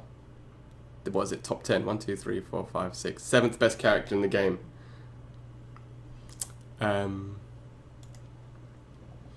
Yeah, Shao Kahn. Yeah, so I mean the man is in chat himself, so he can answer any questions if he's happy to. But I think Jordan tends to exclusively use Risen Emperor for the I think he said for Annihilation. For the Annihilation, like just having that as a cash out combo ender. And when you do get the buff, even though there was that point in Versus Fighting where Jordan hit Foxy with a spear from full screen, went to do the buff, and then Foxy still had time to get up and punish. It was an actual punish with a corpse drop, so it's not not the fastest buff, but yeah, in terms of variations, I think in terms of tournament viability, people tend to just stick with Risen Emperor. So, and Uphammer as well. If people don't know what to do. I saw you abuse that poor Cabal, actually, Jordan, in your video. You were like, if this guy's going to play random, nah. And you just did... you kept doing moves into Uphammer and he was just blocking the whole time. Bless him. Movement options. Obviously, he's quite a slow character. He's got quite a few normals that move him forward, I guess. Shadow Charge. Shoulder Charge is... I imagine you'd struggle against getting it at any character with a sort of full screen. I've tried it, but I'm sure that you can punish with Sand Trap. I'm sure you can punish with Geyser from full screen. There's any sorts of those sorts of long fast full screen projectiles. I imagine you can punish. What is Corpse Drop on startup actually? Let's have a look. I'm just curious. Special moves. Oh, balls. Oh, he hasn't added Shang Tsung yet. Yeah. Wave Dash, obviously, as a movement option, is immense, much like Kotal Khan. Shoulder Tackle as a reversal option is really good. Forward 1 moves him quite far, forward 4 moves him quite far. So, oh, how far are we? Well, we're about 3/4 of the way through, I guess. Maybe 60%. We've got a little while left to go. Yeah, the wave dash, getting wave dash by Jordan is absolutely terrifying. So yeah, I think movement options. Again, how much? I think wave dashing. How much do you think that was an intended mechanic? But whilst it's in the game at the moment, Shao Kahn and my brother's just trolling you, man. Or he truly believes it. Probably both.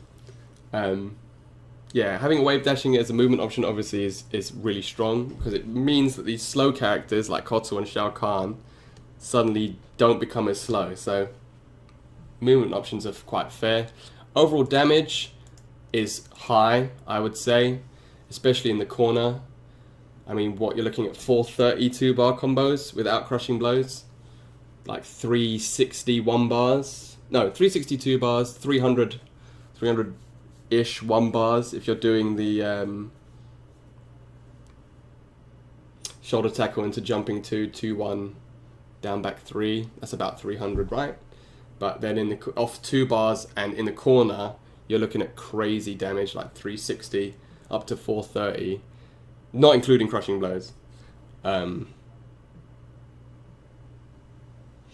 Yeah, Cabal, the reason why... So, somebody said Collector B. Summary of Collector is basically he has too many options to be lower than B, because he can do... Even though he's not great at everything, he can do everything, and his command grab is pretty solid as well.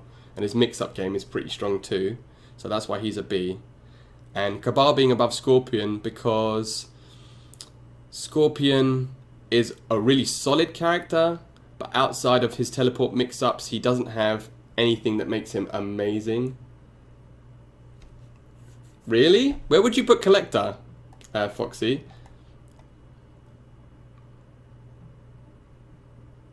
This is what I mean. He's really good at everything. Oh, sorry, he's got every option.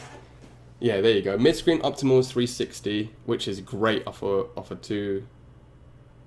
Is that a 2 bar? And 440 in the corner. So that's pretty high. Oh, thank you, Wyckoff, for that. He has no neutral. Dang. Well, if the man himself says it. Would you put him below... Would you put him below Raid? Would you put him on Kotal? Or would you say D, absolute D? Why do you need neutral when your command grabs gives you plus 18?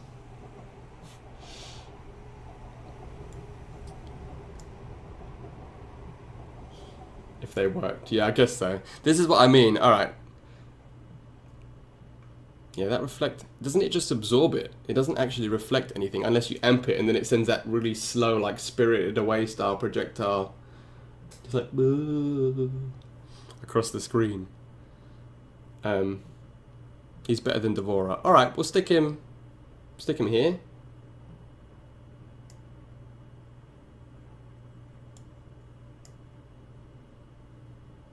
I just don't rate Kotal, man, because of his how unsafe everything is, and the ginormous gaps he has between every string. Command grab's good though. Wait, I forgot who we were talking about. Oh yeah, Shao Kahn. Yeah, so Shao Kahn's damage is pretty high. I just think the more the game is played, Devourer, and the way people are playing Devourer, she isn't as bad as everybody thought. Hey, Soul Cube. How's it going, my man? Yeah, I don't think Devora's as bad as everybody thought she was. I mean, she still has to work, she still has to bust her ass to get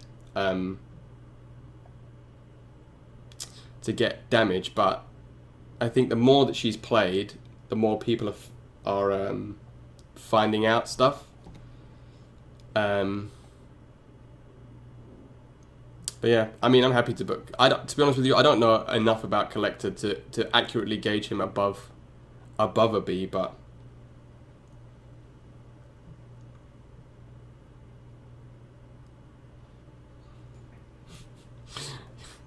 damage with the facts.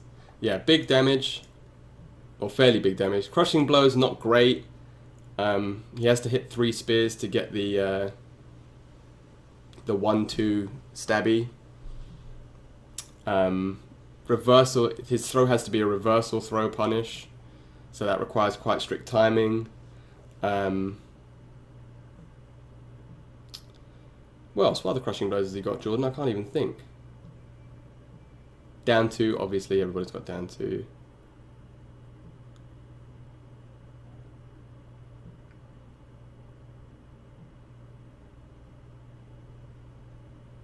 Yeah, I can't even really think what else he's got. Let's have a quick look.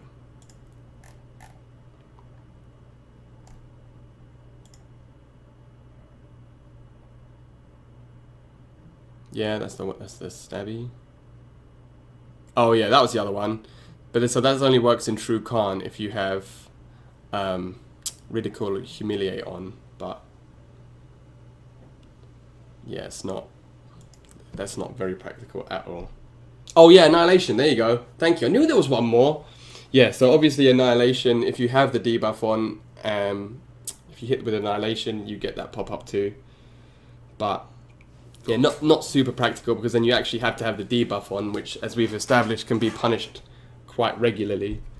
I think he's the easiest character to use in the game. I think he carries Jordan.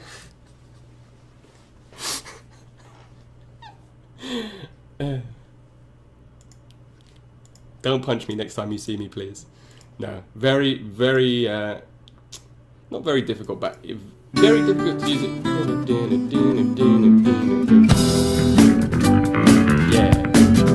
Thank you for the host, whoever that was. It doesn't pop up on my screen anymore for some reason. NSX Pappy Whale Lord, my man. Thank you for the follow. I mean, for the host, sorry. This is offline. This is an offline tier list. Yeah, no. Shao Kahn, definitely not easy to use, and definitely not easy to use well. Mix-up potential is not great. Obviously, he's got a few moves that have plus frames, but no overheads apart from at the end of strings. Yeah, of course he's gonna shame me at the next local. He's gonna shame me on my own stream. He's just gonna shame me regardless. Thank you for the host, Pappy Warlord. I appreciate it. Man. My man. Yeah, no mix-up potential. Tournament results outside of Jordan is very limited. In fact, I don't think. Thank you. The way that you phrase that means that I'm going to get something else, though. My man, thank you for the follow as well, Pappy Warlord. I appreciate it, man.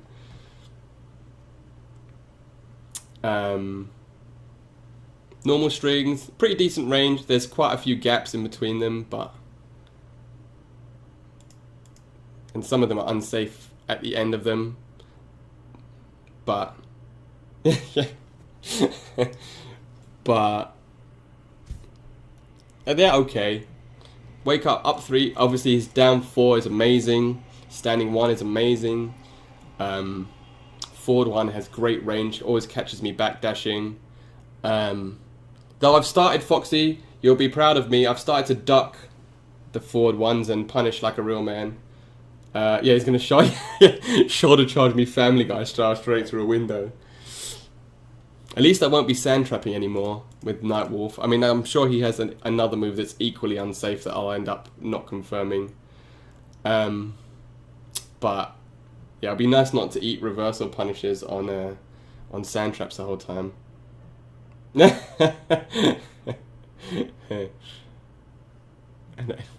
annihilation. Yeah, Shao Kahn's up 3 is really good. His up 2 is not bad as well. It's got quite a lot of range, but yeah, his up 3 is very strong. Amongst Scarlet, with Scarlet, I think it's the best. And his Fatal Blow is the slowest in the game. Did you say, Jordan?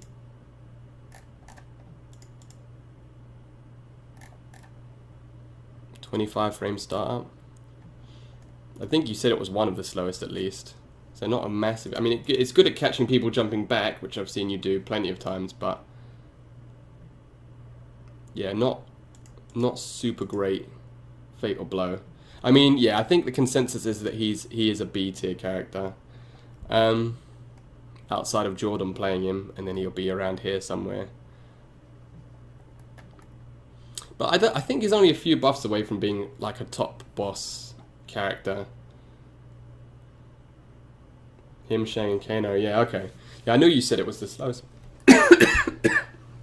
Sorry, I just choked on my own spit.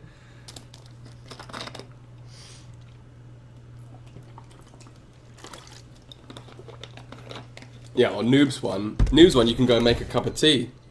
But would you say B tier though? Are we in agreement? B tier?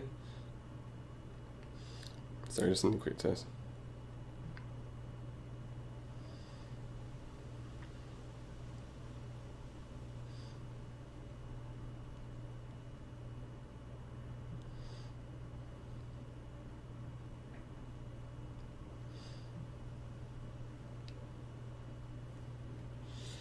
So yeah, B tier good with everybody?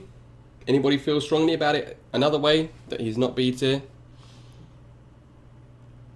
C plus. Nah, he's not. I mean, he's got much more. If we're looking at these as a C plus tier, then I think he's got much more. I just think he's more viable. Top of C or low B. Yeah, I'll put him as B. Mostly because you body with me. I mean, again, I've not played many top tier of these characters, but you smoke me with him too much for him to be. You think about my pride, Jordan. The lower you put him, the worse I'm gonna feel. So be lucky I haven't put him as A, just out of just to make myself feel better. Who's next? Who do you guys want to see next? Sorry, someone's house alarm's just going off behind me.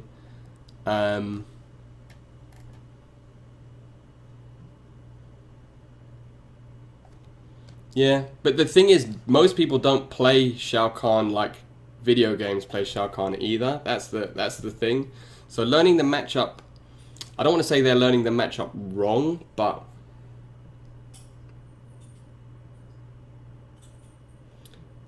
it's based on everything.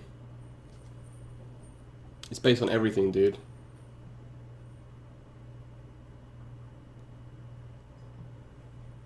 Nah, he wouldn't be beside Kotal. He wouldn't be beside Kotal, because he's got a lot of. Oh, okay, we'll do Jade.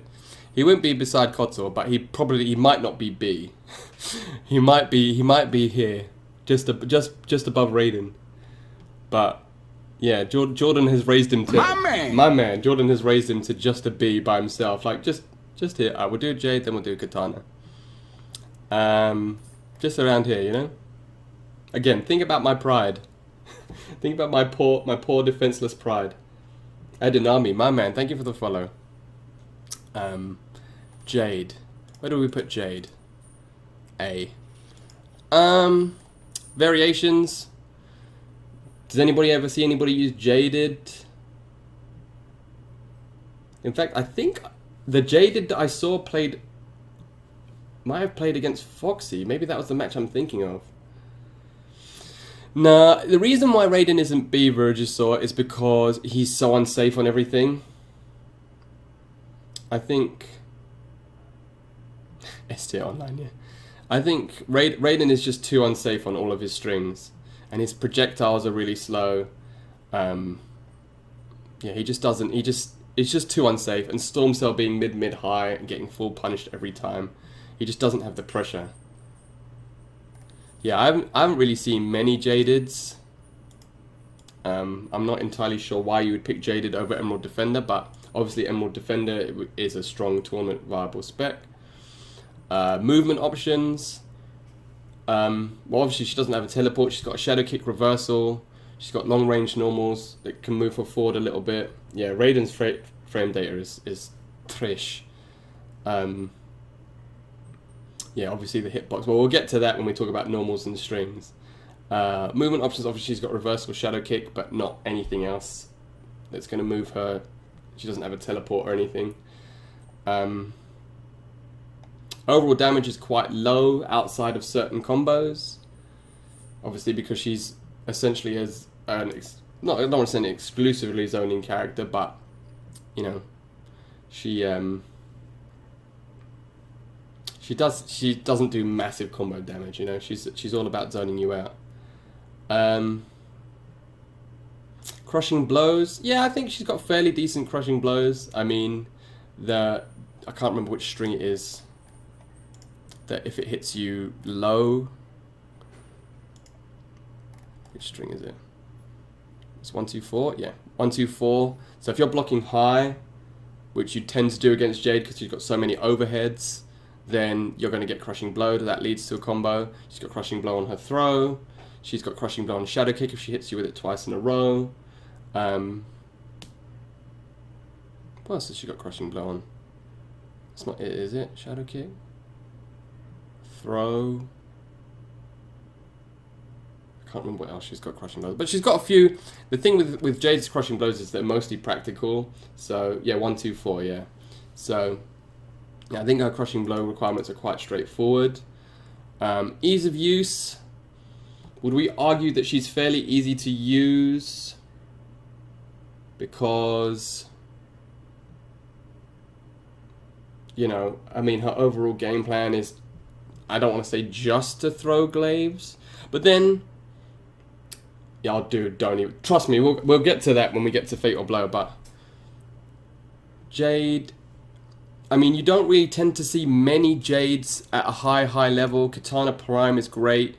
Waz has dropped Jade, even though he's still considered the best Jade. He dropped Jade for Shang Tsung. Oh, he won Ban with Jade last month, 2 months ago.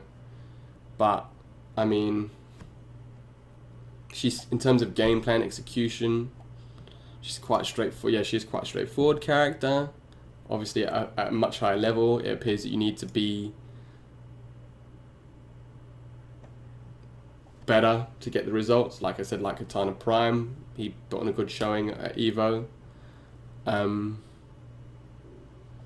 Mix-up potential, I'd say, is fairly strong. Obviously, she's got a lot of overheads. She's got a good low starter. She can cancel into... Oh no, I think Katana Prime is a good Jade. I think he's the best Jade. I don't think there's any other Jades really that are comparable to him. Yeah, she can combo into Adenia Spark off certain strings, so that's a low. Bloody hell, hold on, let me just close my window.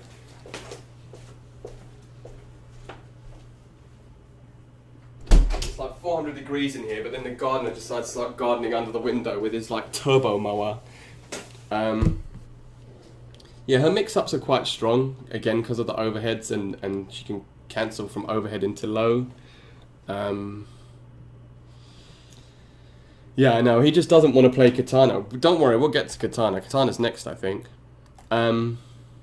Tournament results, again, outside of Waz and Katana Prime, can anybody think of a really strong Jade that's done really well?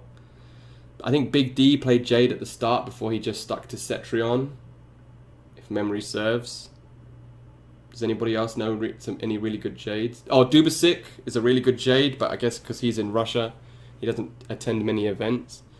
Yeah. Shut up. Yeah, Dubasik is a good Jade.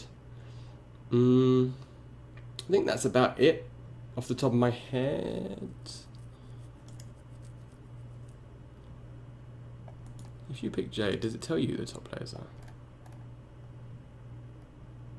Well, Waz is both first and fourth as Jade, so that probably tells you how many top level Jades there are. And then Katana Prime, yeah. Normal strings, obviously massive range on a lot of her normals. Her down 2 is very, very good. Staggering with forward 3 is really good. I mean, people are definitely... Yeah, she's got the glow as well, yeah, making her strong against other zoners.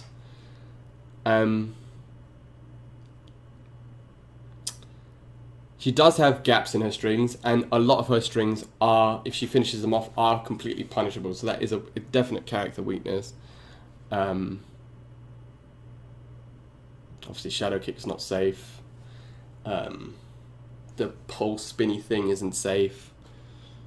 None of her moves are safe, actually, really, apart from if she this back 3-4-3 or whatever it is into completion. That's plus. But other than that, and that's got a massive gap at the end of it. In between it rather, so you can flawless block that quite consistently. So yeah, she's not got great strings. Wake up options, up 3 is pretty good. I don't generally tend to see people using up 2. Obviously she's got a very, very strong zoning game, as we've established with the glaives, and that she can hit confirm with in the air and get full combos. Glow, as we've just mentioned, means that she's very good at counter zoning. Though there are characters like Cetrion, who's, I would say, the premier zoner in this game, who actually can punish with tentacles. So, you know, it works similar to the buff, Dark Priest buff. Corpses doesn't beat it. Glow doesn't stop against corpses, it doesn't stop against Sand Trap. So there's a couple of long range moves that you would consider to be projectiles that aren't, that stuff it every time. So whilst it is useful, it's not unbeatable. And obviously her Fatal Blow is the only overhead one in the game. I think out of all the games I've played in my life, if you would see how many times I get hit by Fatal Blows, Jade is the one I get hit by the most, because it is an overhead. So yeah, I get hit with it all the time. And it does have quite a long range as well. Oh dude, I'm gonna... 2 tiers for... Well, we will do an online tier list at some point, because I just think it'd be funny to do one, just to hear everybody's complaints. But yeah, I think Jade is A. Oh no, put an A+. I think Jade is A. I don't think she's A+. What did I put her last time? A? Yeah, I think she's A. I don't think she's A+. As I said, massive gaps in the strings. All of her strings... My man! I think they're quite unsafe. Though I do think she has a very strong zoning game, so she does excel in that area, especially against certain characters like Geras and Baraka and characters like that have a more ground-based offense. Omi86, my man, thank you for the follow. But yeah, does everybody agree with that? Do they think that she's an A? Because she's better than these guys. I think her down 2 by itself makes her better than these guys. No, dude, I can't. I honestly can't. Because it comes out so like I was watching Jordan stream the other day, and he was fighting a Jade. Was it Jordan? I was watching somebody stream, and Jade did... Oh no, it was Jordan. He did tech Jade went to grab video games teched it, and then the Jade instantly did Fatal Blow. Now, Jordan blocked it because he's good. That would 100% have hit me. And that's that seems to be the tendency of Jades when they Fatal Blow. It's just like, wow, and then it comes out of nowhere and just hits you on the head, and then it does quite a lot of damage as well. So, yeah, I get bonked by Fatal Blow more often than I should probably admit. But yeah, A tier sound good? Is anybody against this or for it?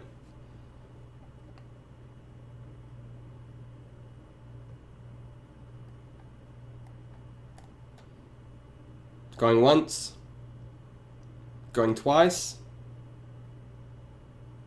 Sold at A. Alright, just gonna go P and then we'll finish up. We've only got a few more characters left.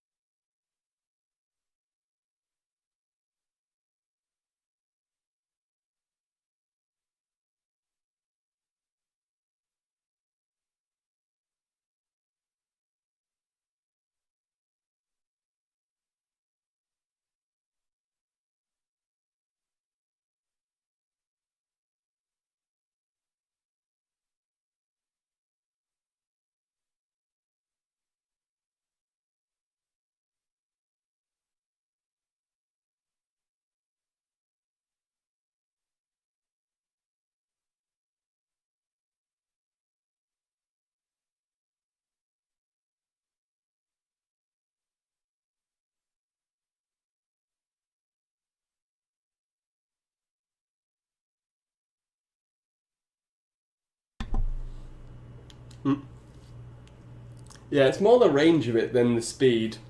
It just has such a vast speed, fast hitbox rather.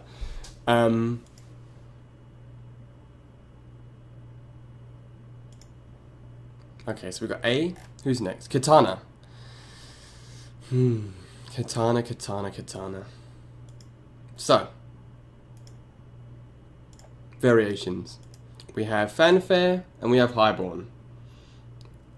And the few times that we've seen Katana be played at a high level, I believe that Highborn sorry, that Fanfare is the most utilized spec. I don't know if there's any Katana mains in chat. Please let me know.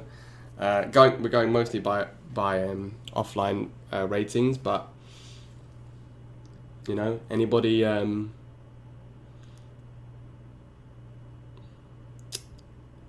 anybody disagrees with me that Fanfare is the more practical of the two specs? I mean, I have fought some good size. Yeah.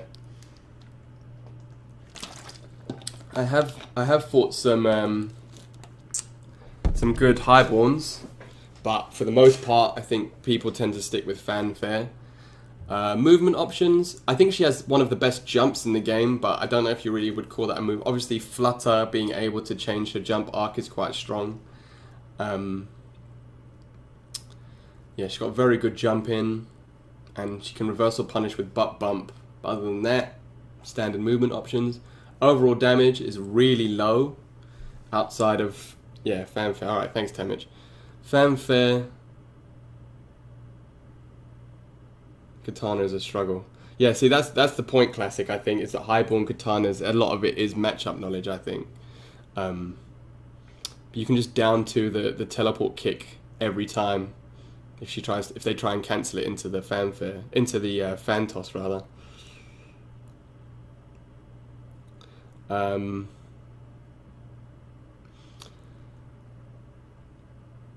Yeah, I think her damage is really low.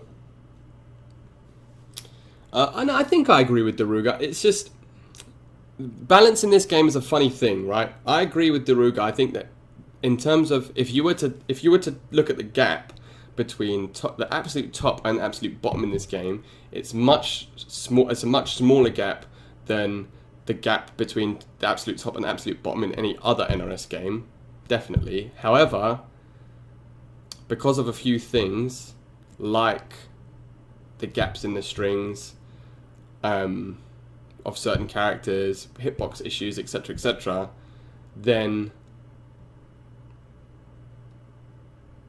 Oh, that's true. That's a good point, Jordan. Yeah. For some reason, I thought that the win thing was amped, but it's not, is it? So yeah, that's true. It's not so much. Hold on, wait. Quickly to go back to balance. It's not. It's more the sense that the best players in the world now are fully utilizing the best characters, so it makes it seem like the gap is massive. But I think it's not. I don't think it's that big. I think it's more of a gap in the terms of player skill, that the top level players are just that much better than everybody else.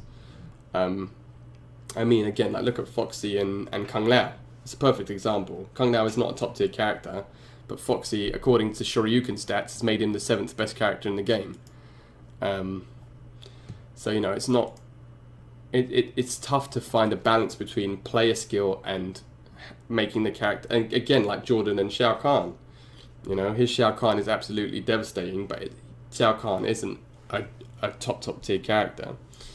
So it's tough. It's a tough thing to do because I think player ability does outweigh the gap into like combat with Johnny smashing people and, you know, Biohazard beating people with Kano. I don't know, because then what are we looking at? We are looking at it at a competitive level, aren't we? We're looking at an offline and we're taking tournament results into account. So, you know, I don't lose to every Cassie. Just because she's a top tier character doesn't mean that I lose to her every time. Same thing with Sonya. I think my win rate against Sonya is pretty good. Obviously, I played Geras, so he's up there as well. But my man, I think if you were to look at someone like Foxy playing Kung Lao against not as good Cassie, you know.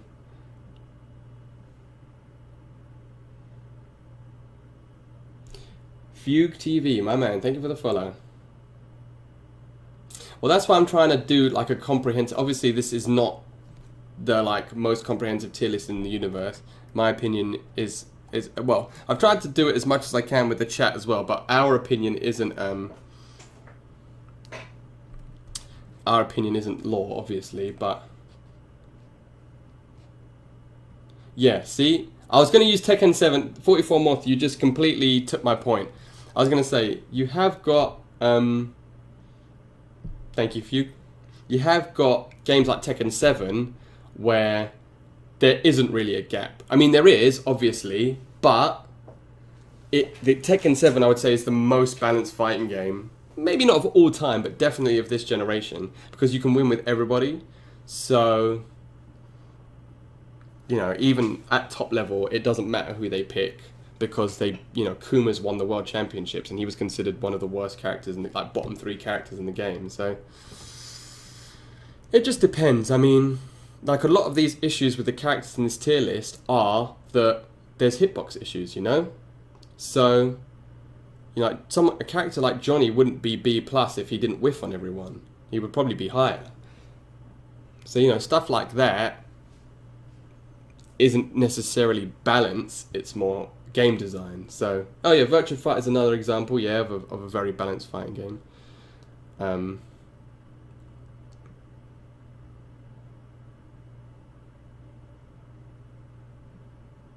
Yeah, that's a good way of putting it, Virajasaur. Oh yeah, we were talking about Katana. I forgot what we were talking about. Yeah, overall damage is low, but as Video Game Zero rightly pointed out, most of it is meterless. So, you know, that it's good, because then she just tends to use her meter for zoning with the fans. But it is still pretty low outside of crushing blows. She's got a couple of decent crushing blows, I guess. The execution move at the end of the combo does a lot of damage. She's got the counter hit. Is it? Oh, I can't remember what the string is. I think it's. Where is it? Yeah, this one. Back 1-4-2. So that's just her normal punish. Papa with the Virtua Fighter level. Yeah, this is the one with the overhead.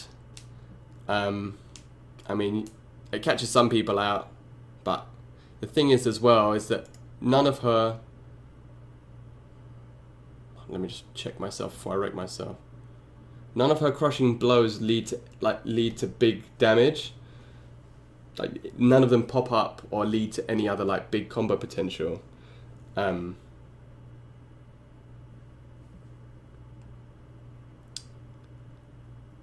Yeah, so crushing blow requirements aren't great. She's not very easy to use, I'd say, either, because she's got a lot of strings and not all of them are practical. And for most of them, you have to fully commit to them as well. So it's not like her staggers are super good. She's not like a Jade that can do back 3 or Scorpion that can do forward 3. She really has to fully commit to the staggers. So yeah, not massive. Not massively easy to use. She doesn't really have many mix-ups as well outside. I mean, does she have any mix-ups? Again, outside of her strings, that, you know, if you don't know the matchup, could potentially end with a low or an overhead. She doesn't have great mix-up potential. Tournament results, as we've said, Samij has actually dropped in, and I think he's still the best katana on where is she? Out here. Yeah, Samij is still the best katana. And even them. 33rd at Combo Breaker. Yeah, look, 7th at Evo, and he played Jackie and Cassie. So, yeah, tournament results haven't been great. Dude, Guilty Gear is amazing. I'm so hyped for the new Guilty Gear, it's mad. You better believe when that game comes out, we'll be playing that on this channel too.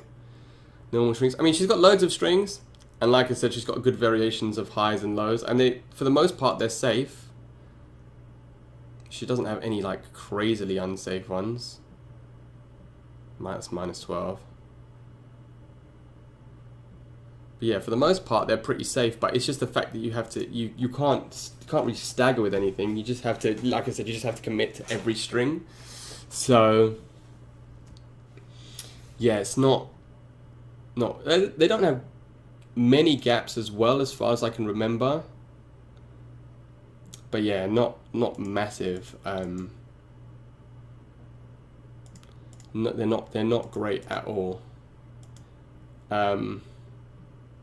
Wake up options. Up 2's okay, but up 3, it moves. I mean, it's okay in the corner, I guess, because it moves her back, but I don't know. It's a bit of a weird one. And then a fatal blow is just like a normal, just in front of you fatal blow. To be honest with you, I think she's C+. I think she's here.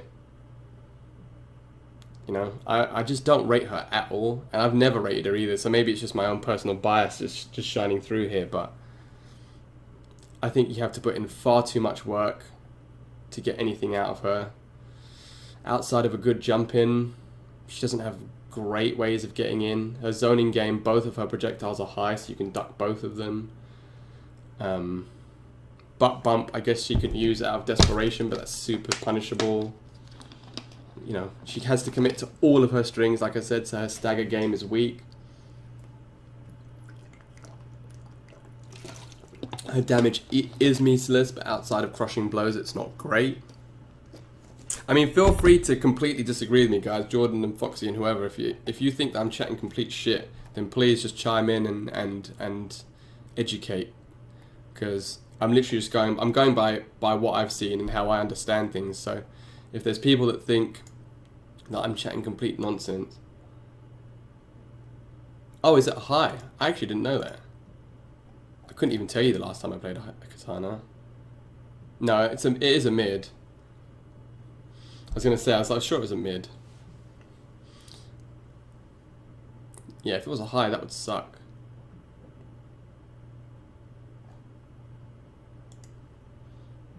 But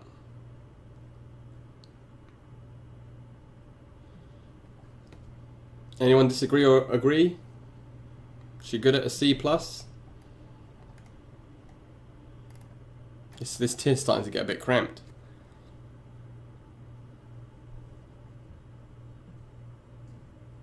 Going once. Going twice. Sold. C+. Let me know if there's any other characters you guys want me to do that I haven't done yet. I mean, I'm just happy to go in the order that they've given them to me here, but C+? Alright, cool. Yeah, she's just very underwhelming as a character, you know? Yeah, exactly, yeah. I was gonna say, I'm sure it's not a high, but yeah, it would. Vera just still putting his sister on blast. Jackie, I mean, like Cassie, we'll talk about it for the sake of talking about it, but I think everybody knows where she's going. Right there. Variations are rubbish. No, I'm joking.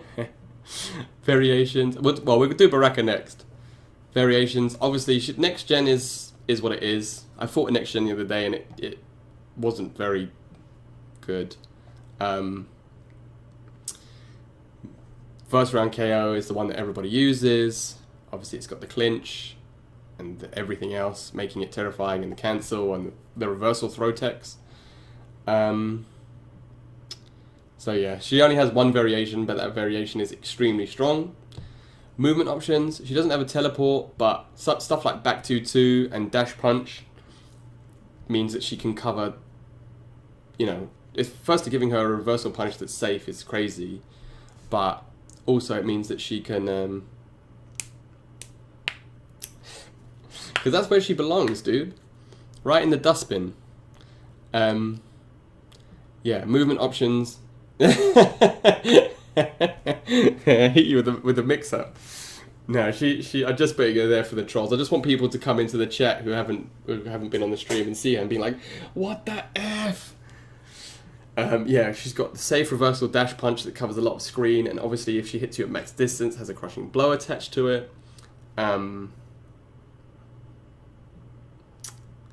Yeah, like I said, back 2-2 is super strong as well at covering distance. Yeah,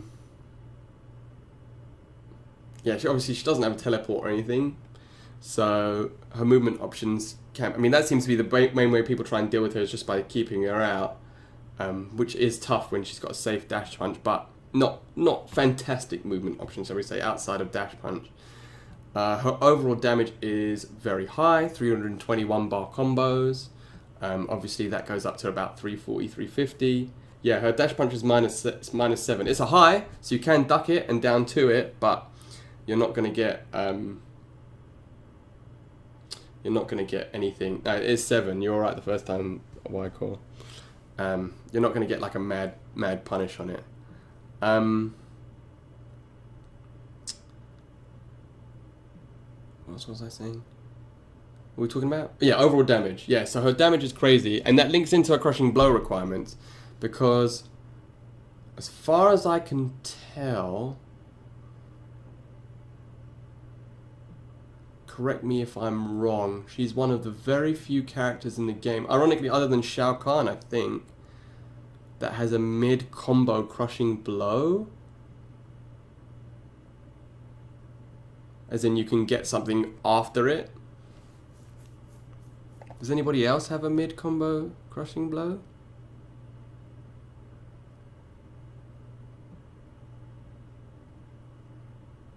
I guess Jade's one sort of counts as well.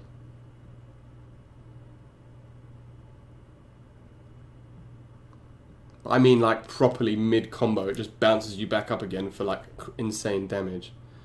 Yeah, minus 7 is mad safe. But yeah, the clinch crushing blow is crazy. Dash punch crushing blow is crazy. 3-3 on a counter hit is crazy, because somebody even said to me that you can do it in between Garrus's forward 2-1-2, whatever it is nowadays. Hashtag hitboxes. Yeah, lots of very practical crushing blows. Ease of use is funny because even though the cancels and stuff aren't particularly difficult to do, to get her bread and butters it's not something that somebody with 0 experience can do. So it's not like a super easy way to, obviously confirming it would be Frost. Oh yeah, thank you dude. Frost.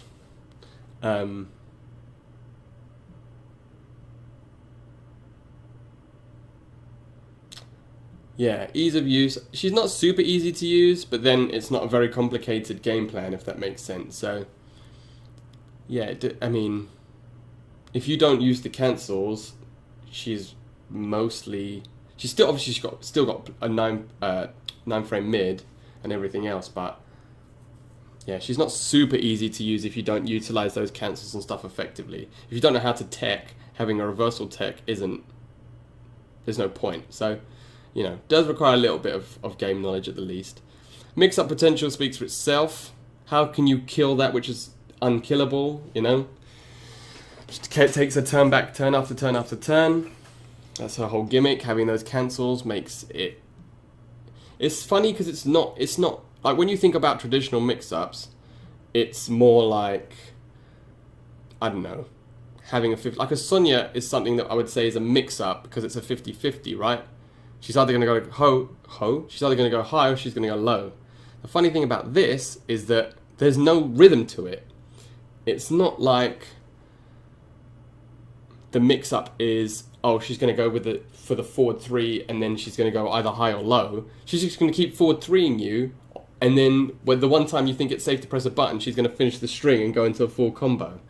So, yeah, I mean, the mix-up potential and turn stealing, yeah.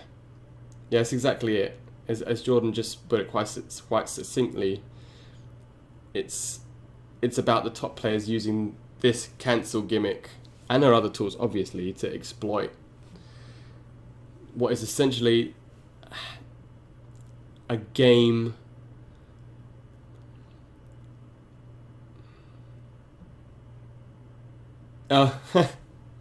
imagine. Well, Devora's got it, hasn't she? She comes back as a bug. Oh yeah, of course, and she's got crushing blows on her techs as well. Yeah, that's a good point, on her reversal techs. Yeah, massive mix-up potential. Tournament results. Has she actually... I mean, Ninja Killer's won a few... Oh, well. She's won loads, actually. Bloody hell.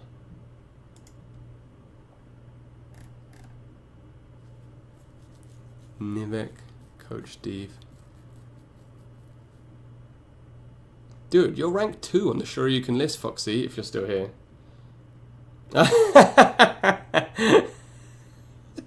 Yeah, just listen to her breathing. That was my favourite thing ever, man. Ah, here you go, tournament wins. CEO. Did he win it with Jackie, or did he win it with Cassie? Summit of Time. Didn't he win that with Aaron?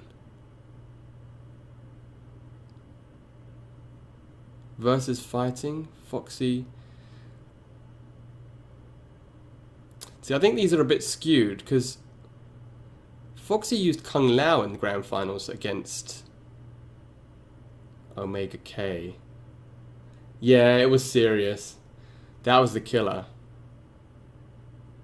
So I think they're just including it in people that used Jackie to get to top 8, because I'm 99% sure that Foxy used Kung Lao against Omega K.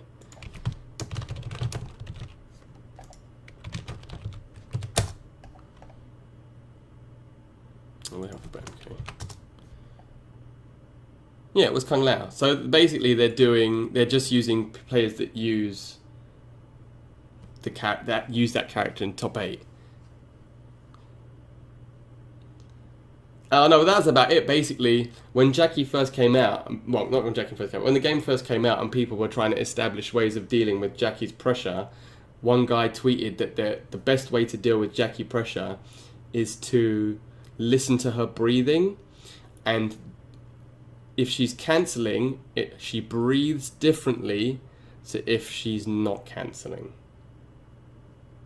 So yeah, that was a thing. And then I think he actually recorded himself reacting to the cancels whilst listening to the breathing.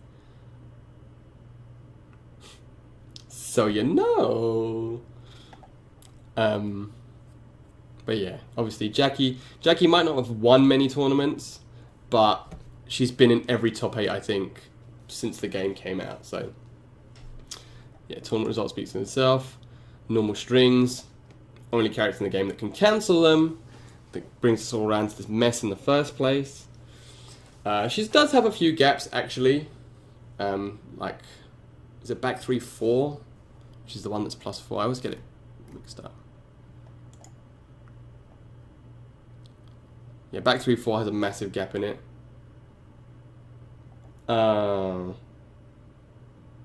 Couldn't you cancel it? Crazy gamer.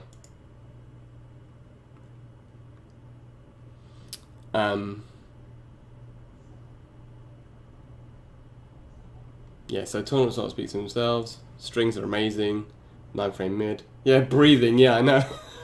He was deadly serious as well. That was the funny thing. Deadly serious. And then somebody did a funny like piss take of it, basically saying that they can react to Garrus Sand Trap 1-1 from his breathing. That was really funny. Her wake up options are a bit whack, actually. Up 3 has a very short range, which is one of the few things that she's not great at. And her Fatal Blow has a really tight... Her Fatal Blow is super fast, but it has a very, very short range. I mean, you know, we're talking about... It's semantics at this point, though, right? Where did I put her? Oh, yeah. I was like, where is she? Oh, no. That's a shame, dude. 71 ping.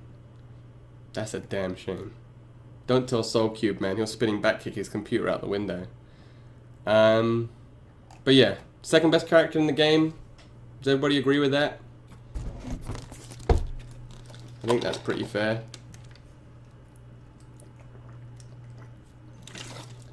That's alright, man. You're getting back. Oh, Jordan, I forgot to tell you as well. In your most recent Mortal Kombat video, for some reason, it's got it as MKX instead of MK11 on the game. So you might want to swap that as well. Just, I mean, you've still got loads of views, but just so that it comes up properly when people search for it.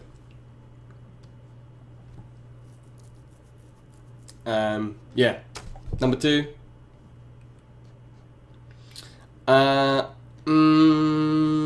I don't know. I guess you could potentially argue better than... You could maybe argue because of the damage output alone, Sonya, but I just don't know, man. Just the way that her mechanics bypass the core of the game. Her specific mechanics bypass the core mechanics of the game is just mad. You know, I don't struggle against... Jackie's a character I think outside of like Cetrion and stuff. You think 3? Sonya, more versatile? I mean, I'm happy to put her behind Sonya. If that's the consensus. I mean, Sonya is a more guaranteed mix-up character, and she can zone, and she can do... Yeah. Alright, that's fair. Alright, no, I'm happy to concede that. I mean, yeah, Sonya does do much, much, much more damage, so... Yeah, I'm happy to put her there. Yeah, 3 is fine. 3 is fine. No worries, man. You have a wonderful day. Everybody who hasn't already, go to Video Games Yo's YouTube, give him a follow. Go on his Twitch, give him a follow. Top dude, very, very knowledgeable, as we've established. The best Shao Kahn, and the reason why he's not considered the worst character. So, yeah, make sure you follow him on all the socials, because he'll learn you up good. Who's next? Baraka? Baraka's an interesting one. Where did I put him last time? A+. Variations? I think both of his variations are very strong. Obviously, they both offer different options. Marauder is very strong because of the damage it can give you. Bone Picker is very strong because of spikes and the command grab mix-ups. Obviously, we see Marauder more than Bone Picker, but I do think Bone Picker has a place. Darth Armor plays a lot of Bone Picker. I think Ultra David rates Bone Picker a lot as well. I think both are viable. I play Bone Picker preferably out of the two. Movement options. He's got a couple of moves that move him forward quite quickly. Forward 4, back 2, his command grab. But he's still quite a linear character in terms of progression. Obviously, he has to move across the screen like everybody else does. Overall damage is immense. Obviously, Bone Picker doesn't have the same amount of damage as Marauder, but Marauder has ridiculous amounts of damage. I mean, you're looking at 370 1-bar combos easily. Crushing blow requirements, I think, are very good. He's got crushing blows on each of his throws. Forward 4-4 is very good as well. 1-2-2 is very good as a punish. Obviously, pop them up in the air for a big combo. Even more damage if you hit them with the... if you're in Gutted, if you're in Marauder spec. So yeah, very good, very practical crushing blows. I think he's extremely easy to use, especially Marauder.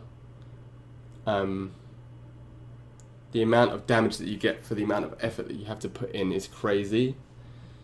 You literally just have to do anything into Marauder, into dash 4 chop chop, and you get at least 350 damage and a dot, so that's mad.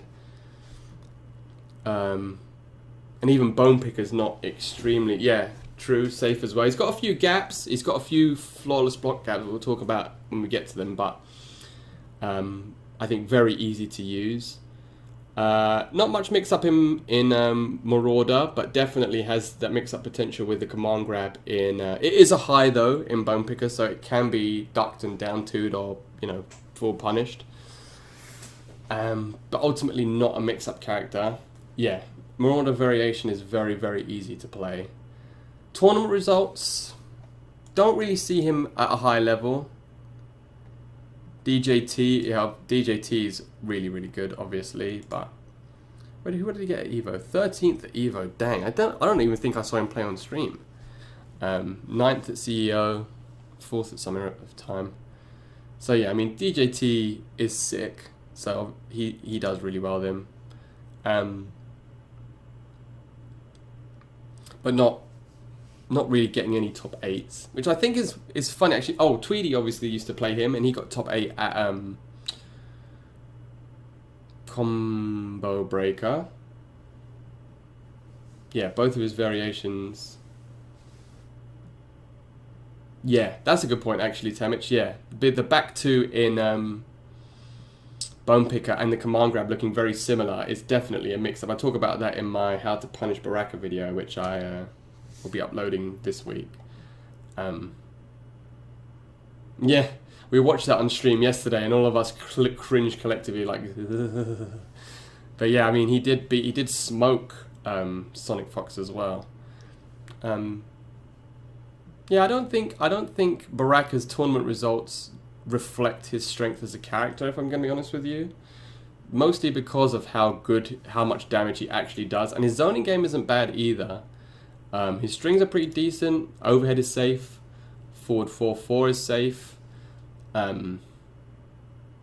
Forward 1, 2,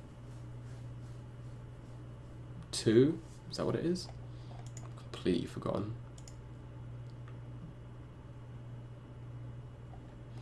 Yeah, see, that's the thing is, he definitely, yeah, you're right, 44 Moth, he definitely, because of the way that he approaches the game, he does struggle in certain matchups, because he does have quite linear movement, you know, he has to approach, can you imagine if he had a teleport, but, yeah, forward 2, 1, 2 is +1, but it does have a ginormous gap in between it, 1, 1, 2 is plus, does have a giant gap in between it that you can flawless block. I mean, everything else is safe, really. Forward 2, 1 is -8. But yeah, he is quite safe, apart from outside of a few gaps. He does struggle with zoning, like he would struggle against a Jade or a Cetrion, because he doesn't have many ways of getting in outside of like forward 4 or potentially the back 2 overhead. Up 3 is okay as a wake up option. Up 2 is pretty decent as well. His fatal blow is okay. It moves forward a little bit, but it's not unbeatable. I think I would move him down from A+ to A. I just don't think he has the tools, you know? I think he's a really, really strong character. Don't get me wrong. I think he's very, very strong. However, yeah, as 44 Moth has just said, when he has bad matchups, I feel like they are quite bad. And because he does have quite a linear... I mean, Chop Chop is great. It's definitely the noob killer. If you just keep doing forward 4 into Chop Chop, you can probably get pretty far with just that. And like I said, hit confirming with Marauder into anything is going to get you at least 340 damage, which is immense. I mean, he almost does as much damage as Sonya does. The only thing is there's no mix. You know, he has to get it quite honestly. So yeah, not amazing mix-ups, but I think just his damage alone means that he'd be in this tier. Does that seem okay with everyone? Is everyone happy with him being A? Where did I have him last time? A+. Yeah, no, he's definitely not A+. Does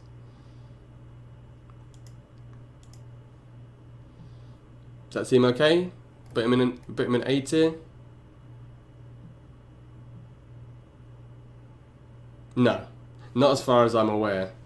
Maybe if you were to flawless block the first hit, but maybe you can flawless block the first hit and do an up 3 reversal, but I think you'd have to be really on point. Sub-Zero, speaking of 6 frame down ones, Sub-Zero, where did we put him last time? Because I want to start talking about Nightwolf. Last time we put Sub-Zero as B+. Okay, so variations. Dead of Winter obviously is the... Yeah, speaking of conditioning people as well, Dead of Winter is obviously the mix-up spec, which has the EX cancel, the EX Frostball cancel off the overhead. So that's pretty useful. And then Thin Ice obviously has the downward throwing axe and the slide. So I think both of his variations are pretty solid, to be fair. I think you can get fairly strong mix-up with both. Obviously you don't get the restands off the axe in Thin Ice, but then you do get axe into slide. Um, yeah, so I think both his variations are pretty solid. Movement options, I mean, he does have this slide, which is super fast and can travel a long distance and low profile some projectiles. So, I mean, that is very strong, but, you know, it's not a teleport. But it is, I think it is a strong movement option. Even the shoulder as well can travel pretty far. Overall damage is, I would say, fairly high. Yeah, the crushing blow on the slide is really good. Yeah, I was going to get into that. Overall damage is fairly high. What you're looking at, like 310 one bar combos. So not too bad, and it's pretty consistent as well. Especially, you can make it unbreakable.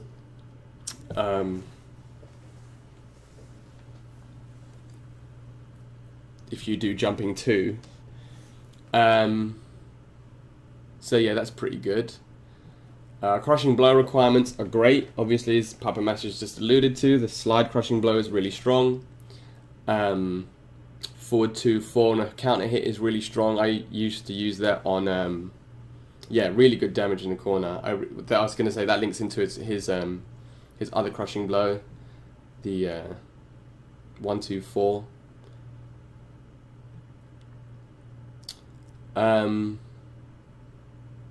Yeah, crushing blow requirements are really straightforward. Crushing blow on his back throw.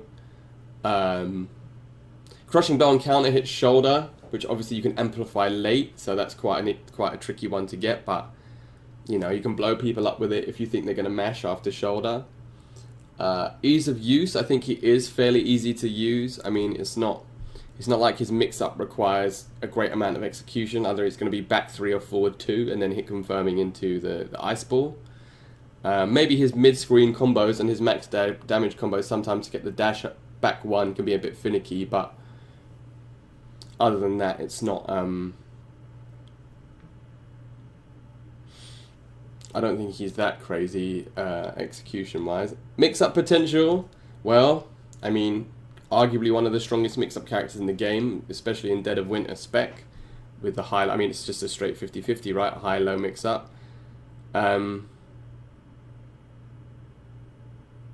So yeah, very strong mix-up potential. Tournament results haven't been quite there. As far as I'm aware, he hasn't won any majors. Obviously, Daddy / Hidden Pants / Buffalo is the strongest Sub-Zero. He got top 8 at the qualifier, the online qualifier, but and 25th at Evo. But he's not winning many competitions.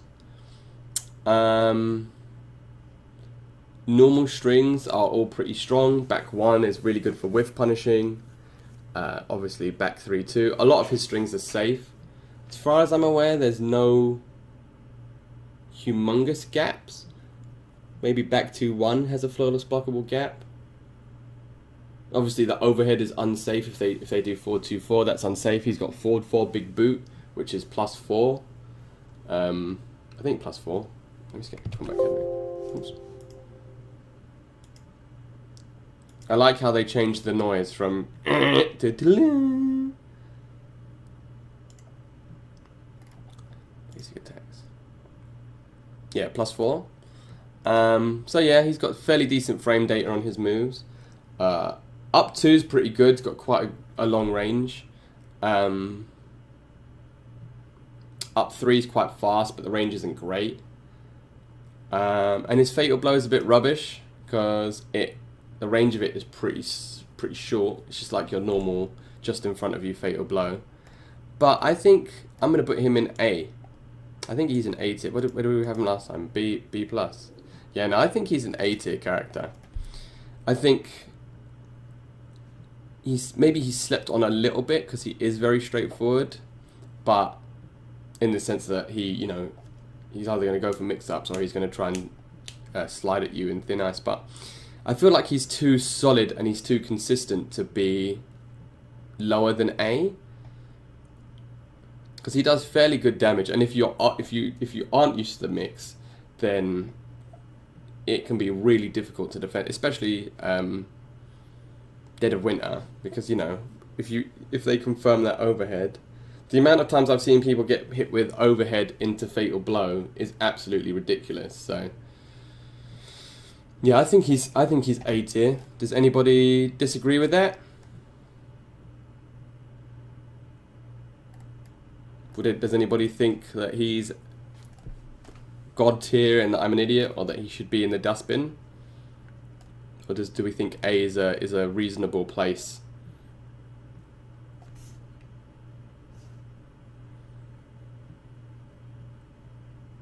Going once? Going twice? Alright, sold at A. Jax. Where did we have Jax? We had Jax as A. Jax is a weird one. Variations, Hunker Down and Grin and Bear It, both are very useful. Obviously, you've got people like Siachi playing Grin and Bear It and Undead Jim playing... yeah, definitely. He has to commit to well, back 3-2 is safe, but if he commits to the overhead, or he doesn't confirm the ice ball, then he's screwed. Oh, sorry. Yeah, Jax, both variations are useful. Undead Jim is a strong hunker down player, we've got Gun Show and Siachi, people like that, being awesome with Grin and Bear It. I think video games uses hunker down as well as a result of Undead Jim's tutelage. So both of his variations I think are useful. Obviously in hunker down he's got the command grab, crushing blow, and the air throw.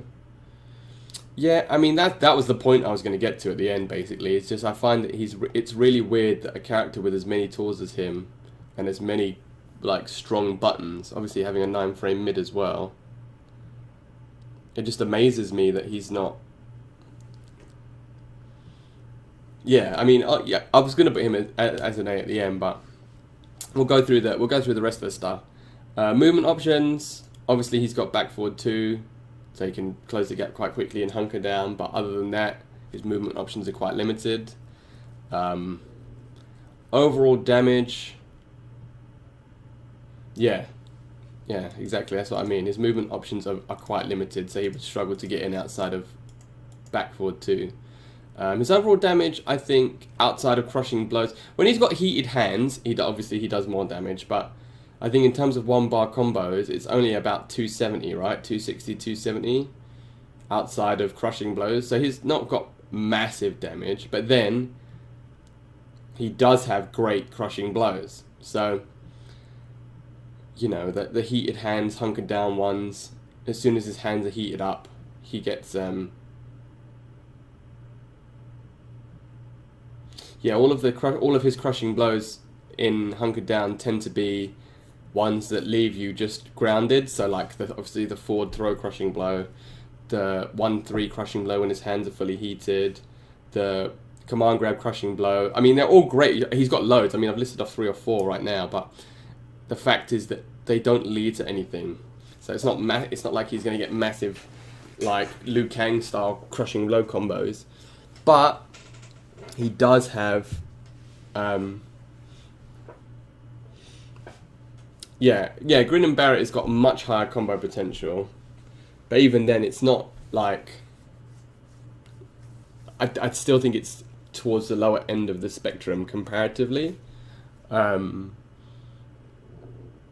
Ease of use, I think Hunker Down is fairly easy to use because as we've just said, there's not a lot of execute. I mean, he's trying to just frame the command grab to get the crushing blow can be a bit difficult, but other than that, he's got a very straightforward game plan. Doing forward 3-3, and then if you hit confirm that, just hitting with the 1-3 and getting the down punches for the heated up hands. Yeah, I think Hunker Down is very easy to use. Grin and Bear It requires a bit more help. Yeah. But even then, I was watching, I guess it depends what sort of zoning, but I was watching, I think it was Video Games versus Nivek, and Nivek kept trying to zone him, and he was just, Video Games just kept warming up his hands, and then eventually he had heated hands, just from Cabal throwing glaives, so you have to be careful how you zone Jax. I mean, he's got Thumper, which is rubbish, but when his hands are heated, he does have the double fire projectile, so that's pretty strong. Mix-up potential, I mean, not great. Obviously, having a command grab is pretty strong. Oh, yeah. Alright, that's fair.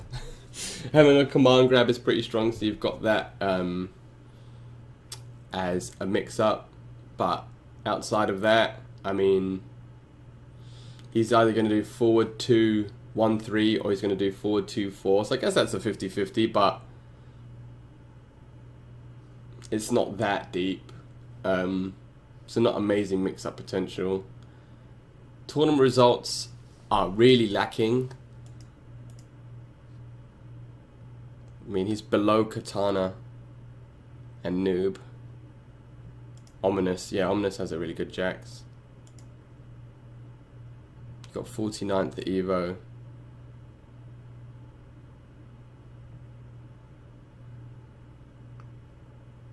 Yeah, so tournament. Hey, Lock Jim, how's it going, my man? Good morning, sir. How are you? Yeah, it's not. He just doesn't have the results. Outside of some people like video games using him as a second pick in top 8s, he's not ever really shone through as his own character. Was there a time that he was in top? Can anybody remember a Jax in top? Oh, Undead Jim, obviously, at Versus Fighting. But other than him, has there been any Jaxes in top 8? Good, good. I got an extra hour line today and it made a lot of difference. You can't tell that though because I'm still yawning. Oh, jeez. Hey, Doom Guy. Yeah, I just think Jax's tournament results are a bit lacking. Obviously, his normal strings are great. Forward 3-3 speaks for itself.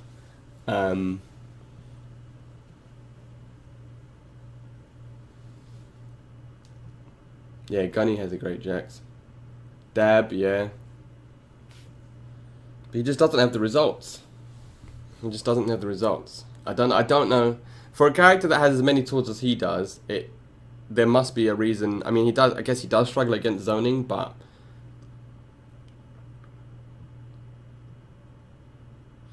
yeah, he just isn't. Shut up. Yeah, I've got to walk from my bedroom to my living room, man. You don't know how long that is. For all you know, it could be miles away. I could live in some weird underground bunker.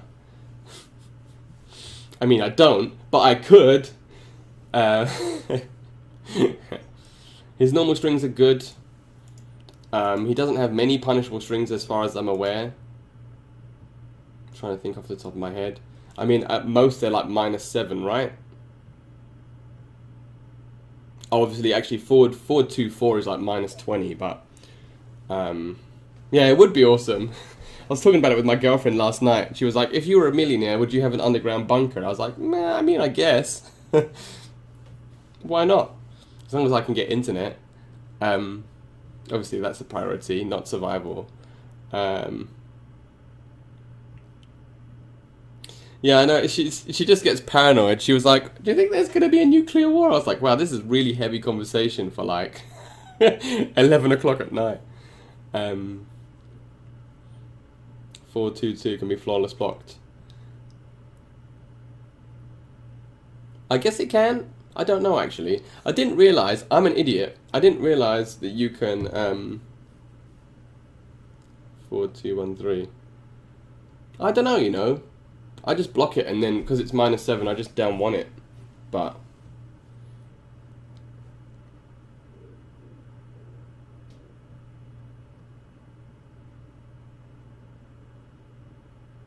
yeah, I mean, it could do.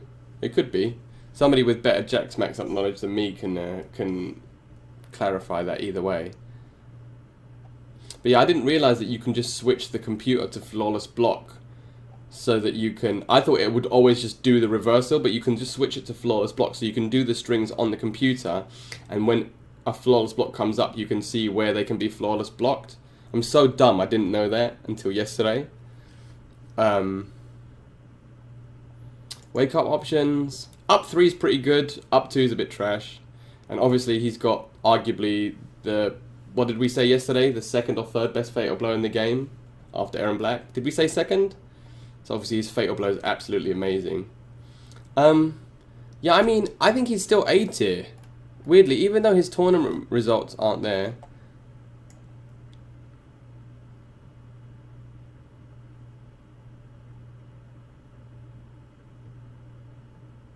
Even though his tournament results aren't there, I don't think that he's... No, neither did I. Dude, I was baffled because I saw somebody, I was watching a Nightwolf. No, don't thank me. I was watching Honeybee's Nightwolf video, and he just put the computer on flawless block and was just doing strings on it, and it was like, oh, you can see all the gaps. And I was like, what? It's like, oh, sugar, I didn't even know that. I mean, it makes sense, but yeah, I didn't know that at all. Yeah, I think Jax is A tier. Should be at the bottom. I don't know, man. I feel like her zoning game is so strong. You know, outside of Cetron, I think she's the best zoner in the game, and the range on her normals, and having the overhead crushing blow. And we do see more Jades in top 8s than we do, or like at a higher competitive level than we do Jax's. So I think she's got better mix-ups. She's got better, maybe not better damage. I'm just looking at the criteria. What do you guys think? Oh well, firstly, the first question is, do you think Jax is right in A tier? Yeah, I've got to go into the lab too. When Nightwolf comes out, trust me, I'm gonna become a scientist again.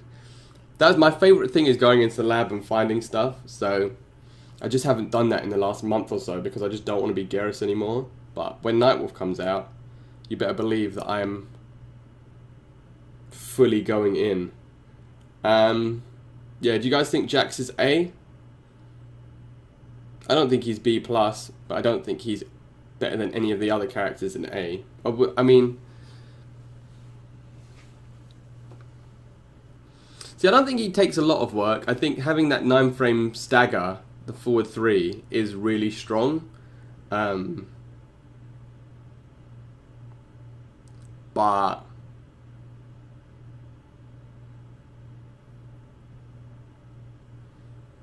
yeah, he does have to get up to your face. He doesn't really have much of a presence outside of being right next to you. So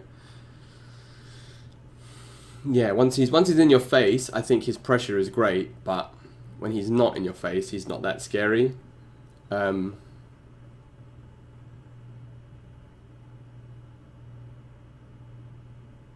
but his stagger game is really good. I mean, any character with a 9-frame mid.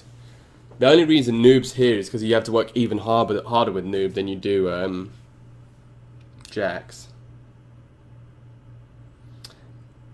Oh, Nathan, I was telling you the winning lottery numbers and everything. Oh man, dude, everybody has proper Nightwolf reveals. We're gonna be looking at that as soon as we finish this tier list. We're gonna be looking a lot about Nightwolf and the gear and the variations and stuff. So that's literally what we've got lined up next.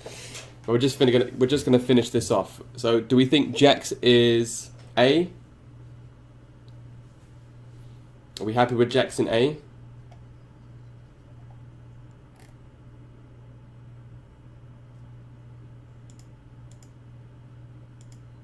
Going once. Going twice. Sold. Okay. Jax is A. Kung Lao.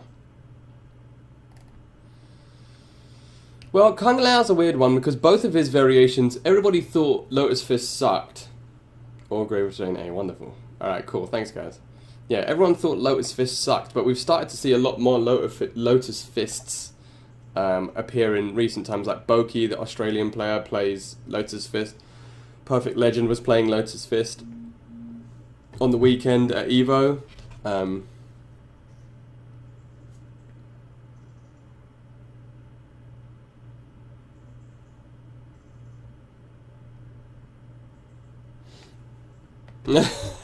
All main characters A plus. On to Nightwolf. No, I mean, yeah, obviously, hat trick. The Z hat is the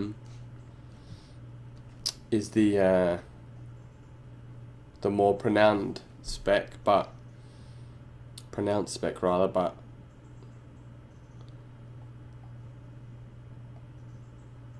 yeah, both of his variations seem to be having practical application recently. He does have a teleport. He can almost triangle jump with that stupid dive kick. So I think his movement options are pretty good. And he's quite fast. So I think quite strong movement options. Obviously being able to dive kick on a forward jump or a back jump with no height restrictions is mad, but that's what he can do. Overall damage is, I would say, fairly high. I mean, and he can hit confirm off of pretty much anything. So, you know, I don't know if I don't think it's horrible. I especially don't think it's horrible in Lotus Fist, because if he does the hat teleport, it's really tough to get out of it because it more or less guarantees you getting hit.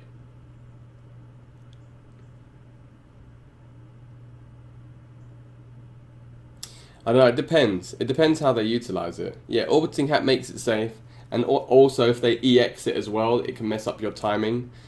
Like at Critical Combat, Foxy versus video games, the end of the third round, I think Foxy did the teleport hat, and it really threw off video games' timing of his down one, and he got hit with the overhead. So yeah, it can be quite tricky to deal with, especially if you're doing something that has a long start up and they, I guess, try and whiff punish you with it. So I don't think it's useless. I mean, it definitely isn't like a Cetrion teleport or a Raiden teleport where you can just, you know, peace out. But at the very worst, it puts him right next to you if he's full screen. So it's not too bad. Overall damage is pretty standard, I guess. Yeah,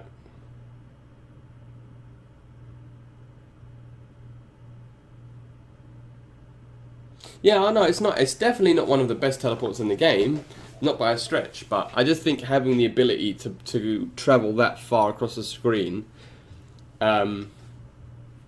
it's always going to be practical, especially if you're in a zoning heavy matchup. Unless somebody like really heavily punishes you every single time you do it.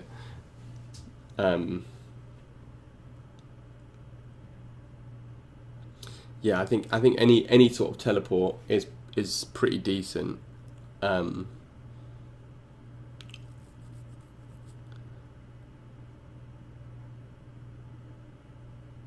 Crushing blow requirements. I think he's got fairly decent crushing blows. He's got crushing blows on his back and forward throw. He's got crushing blow on his dive kick. He's got crushing blow, a counter hit crushing blow off that string with the hat that leads to big damage. So I think his crushing blows are fairly decent. Ease of use. So I think if we look at, we'll take ease of use, mix up potential, and tournament results. In this instance, we'll look at all three at the same time, because this is another example of what I like to call the video games paradigm, which is Shao Kahn isn't a good character, but he's good with Shao Kahn, so he makes him look really good. Kung Lao isn't a good character. He's got a few tools, and we're starting to see him be a bit more competitive in tournaments as the game's life progresses. However, he's not a good character. But because Foxy's so good, he makes him look like a good character. So I think ease of use to play properly, is actually quite difficult. His movement tools can be unsafe as well. Obviously, dive kick is extremely unsafe. If they try and hat spin at you, that's really unsafe. Well, unless it's online and then it's safe. But hat spin is unsafe. The hat teleports, the hat spinny spin move is unsafe. Obviously, we've established the teleport can be punished if used incorrectly. So, you know, it can be quite tricky. But then you do have a lot of cut price Foxys online now, just doing down 3, forward 4 grab. So, you know, it is weird because they're not successful because they don't understand Foxy's mindset when he's playing the character. They're just choosing Kung Lao and they think that that's an easy thing to do, but it isn't. And it's the same with the mix-up potential. Foxy mixes you up because he's sick at the game. He's not mixing you up because Kung Lao is a mix-up character. So I don't think his mix-up potential is great, unless you're Foxy. So it's another tough one. And then again, tournament results. Outside of Foxy, do we see many Kung Lao succeed? Like I said, we saw Boki or Boki, I can't remember how to pronounce his name, but the Austrian Kung Lao got top 8 of Veniality. Other than that, is there any... Can anybody think of any really good Kung Laos other than Foxy?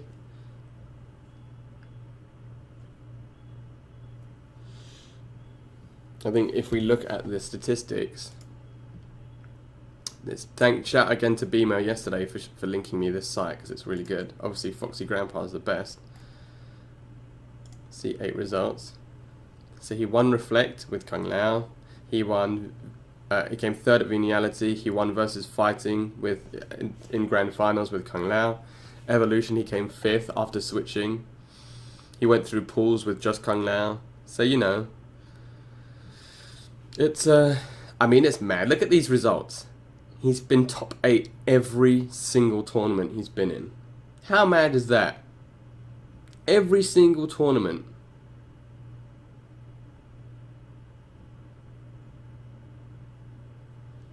Illuminati 69. Oh, that's cool. No, I didn't know that. And there was another. Who was the Kotal you said was good yesterday? That was smashing people? I forgot to write the name down. Yeah, his frame data is trash. He's not plus on anything. That's what makes me laugh, is that how good Foxy is. It's just he's playing a character who all of his strings are unsafe, but he still gets these results. Top 8 in every tournament he's been to. Furious Pillow, yeah, but there was somebody who was telling me in chat yesterday. Laura's Raw, that's it. Thanks, dude. Yeah, no. Doom Guy was telling me yesterday that there was another really good Kotor player.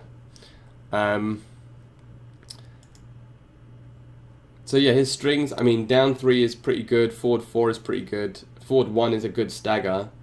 But his strings are super punishable if they're finished. His down 2 is amazing. Anti-air standing 1 is pretty strong. But yeah, mostly his strings aren't great. As we've just said, the frame data and stuff isn't great. Wake up options, up 3 is okay. Up 2, don't really tend to see it.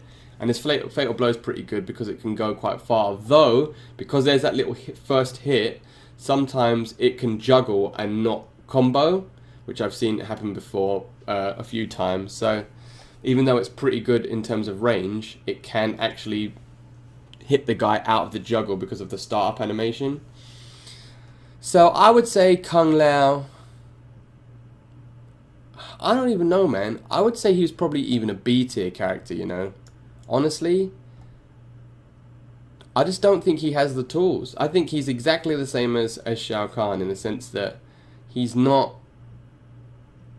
a great character. Foxy makes him good. As we've said, frame data is not good. Big gaps and punishable gaps in the strings. But yeah, the fatal blow is quite good. It travels quite a long way and it's got quite a good startup, but yeah, unsafe on a lot of his advancing options. Yeah, I think B. I don't think he's as good as these 3. But then he does have really good hit confirms. What do you guys think? B or B+? He's definitely not C+. And he's definitely not A.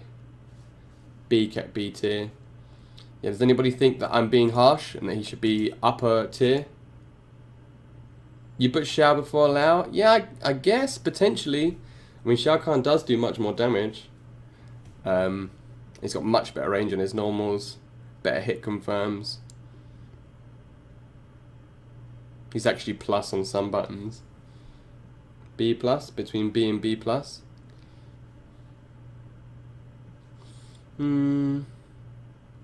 Anyone else? Yeah, it's true.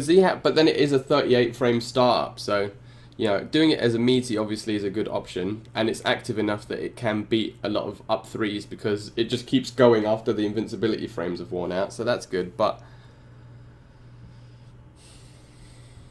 oh yeah, Shao Kahn's sweep is amazing. Yeah, that's a very good point. His down 4 is amazing.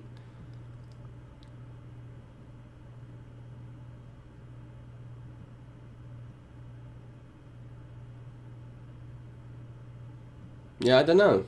I think I'm going to put him B. I think I'm going to put him in B. I think Foxy has wildly inflated this character's worth, but I don't think he's a good character.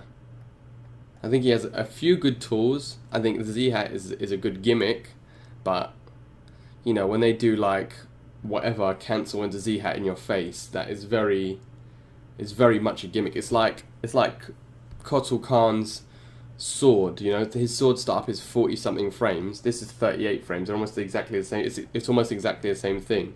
It's not real. So I think because there aren't loads of Kung Laos as well, some people are a bit unsure about the matchup. But yeah, I don't think he's a great character.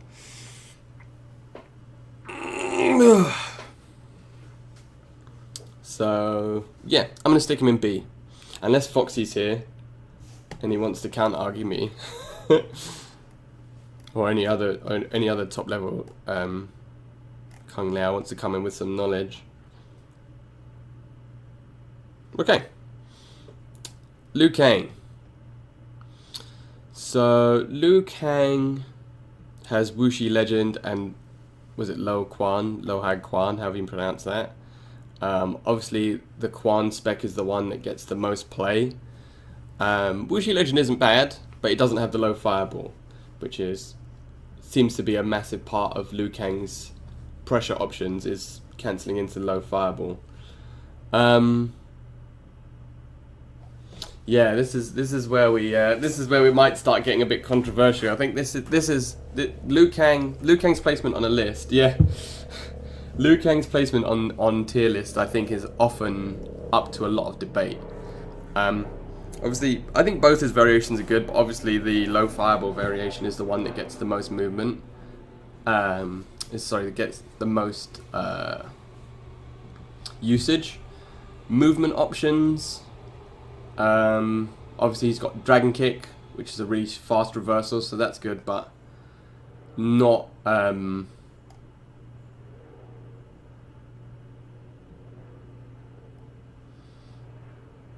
no, he obviously doesn't have a teleport or anything, but yeah, having that reversal option is very strong.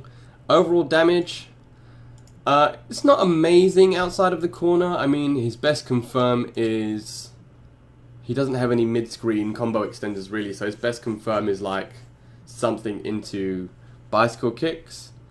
Liu Kang, yeah, of course he does. Forward 4, man. Forward 4 is one of the best neutral tools in the game.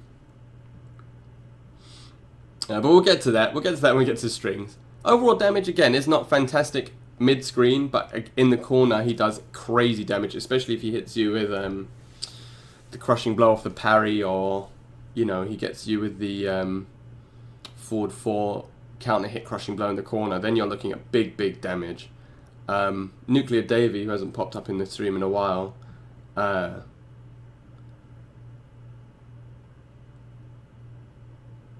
then he's got the low fireball. I think Liu Kang's neutral is one of the best in the game. But we'll get to that. We'll get to that when we get to strings and stuff. Crushing blow requirements. I think he's got some really good crushing blows. Obviously, the bicycle kick is pretty solid, like the Sub-Zero Thin Ice slide. Obviously, he's going to hit it 3 times. So he's usually got that locked and loaded. Crushing blow on counter hit 4, forward 4, 3, up 3.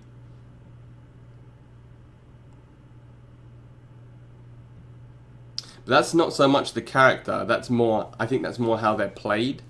So you'll see people like video games really whiff punishing forward 4 strings, but that's because he's really good at whiff punishing people and he's played a lot of Liu Kang's. I think ease of use, I think he's quite easy to use. I don't think it requires much execution to do. No, he's definitely not S. We'll get to, when we get to the A, when we get to the placement, we can talk about these characters and why they are where they are, but I definitely don't think he's S tier. He is. I think he is quite straightforward to use, though. I mean, I think you can get a lot of mileage out of just doing forward 4-3 and then cancelling off that either way. Mix-up potential. I mean, he's not a massive mix-up character, but then being able to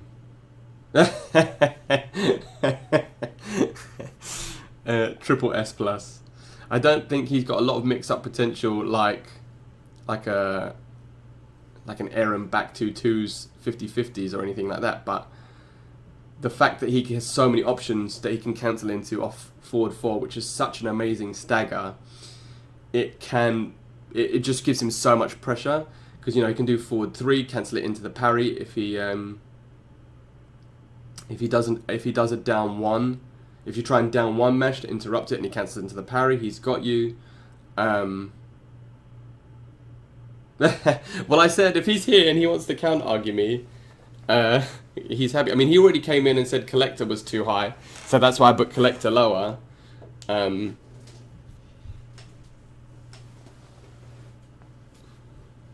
But yeah, I think maybe he'd agree. Tournament results.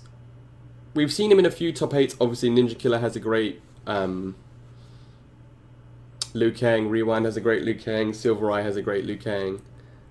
We saw a fairly...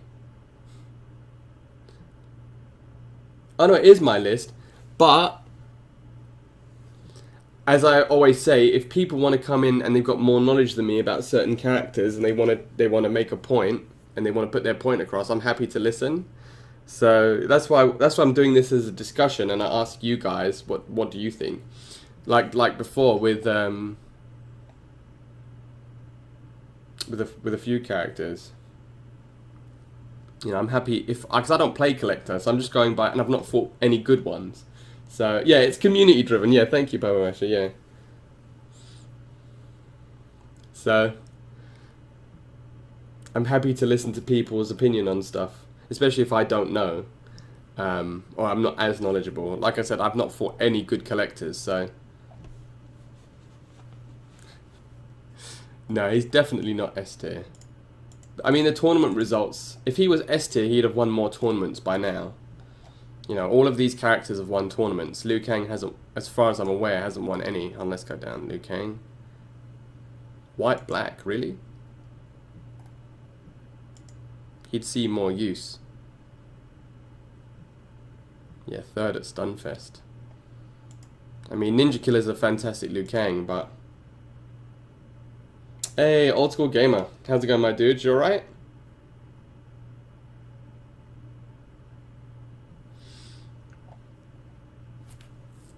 He's, yeah, look, 0 top 1s according to Shoryuken.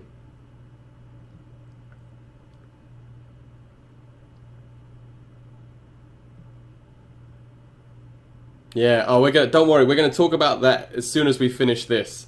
Don't worry, gamer. That's our next topic. We've got one more character left, and then we're gonna do balance patch discussions, or hypothesis, I guess.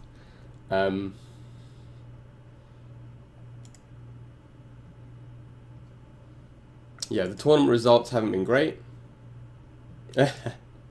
Normal strings.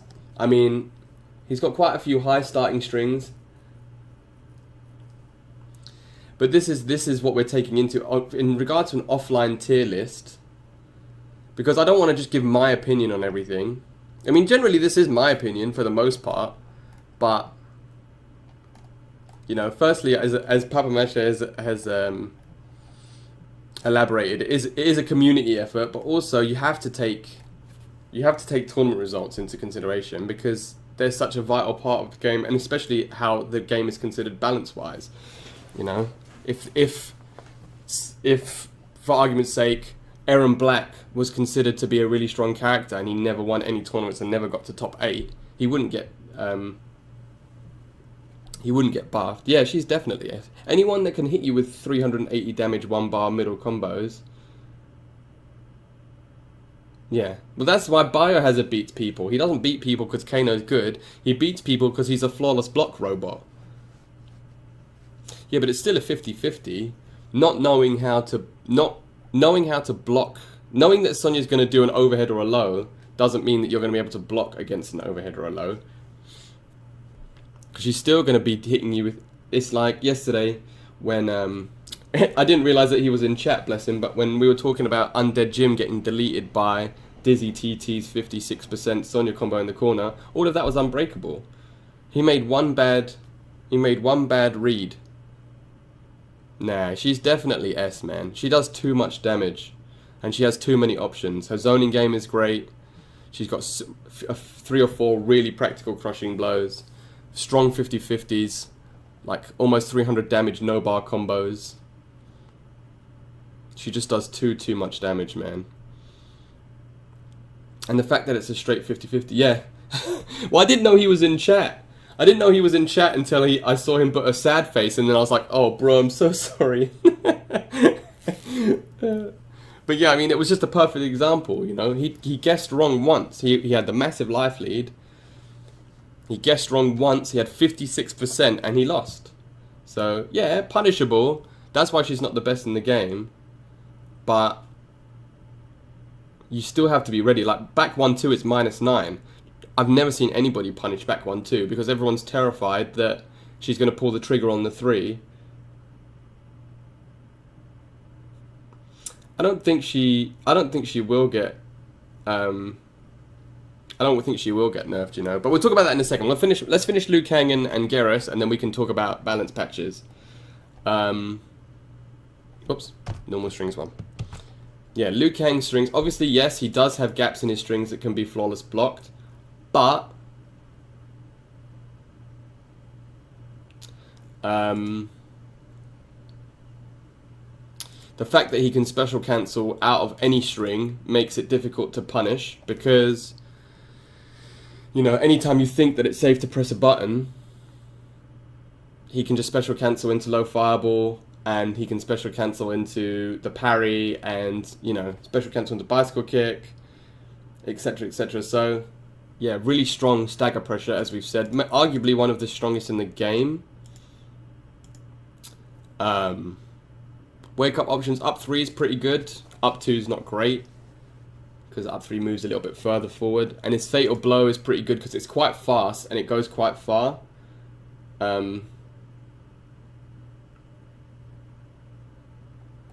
So yeah, I think very strong fatal blow.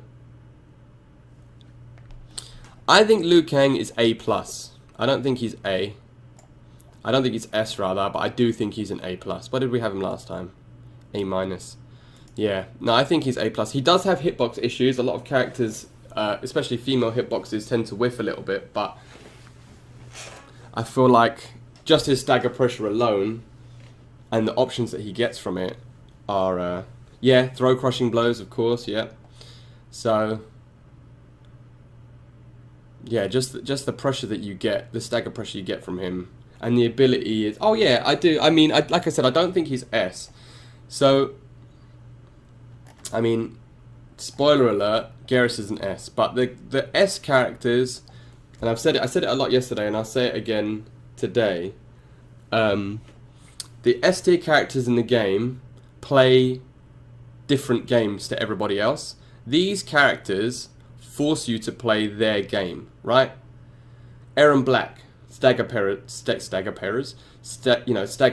2-2s, 2-1-2-1-2s. He's forcing you to play his game. Jackie with the cancels, taking your turn over and over and over again. She's forcing you to play the game. Sonya forcing you to guess 50-50s over and over again that can lead to 400 damage. Cassie, immaculate frame data, meaning that you're not sure when you're going to press. Similar to Jackie, but she has Cassie's number 1 because she's able to do what all of these characters can do, but just by herself. But these characters are really strong, but they don't enforce themselves like these characters do. Hey, classic. I don't think so. I don't think Scorpion's teleport cancel is not that good. It's good, and the fact that he can get up to you from anywhere on the screen at any point is obviously a powerful tool, but it's not 50-50. It's not like Sonya's. He's not going to teleport cancel and then you have to guess high-low into 400 damage. It's just a good movement option. But yeah, I think Liu Kang is A+. I think that he's got amazing pressure. Hey, Classic, how you doing, my dude? Amazing pressure, really good zoning game in the with the low fireball. Very, very big combo damage in the corner as well.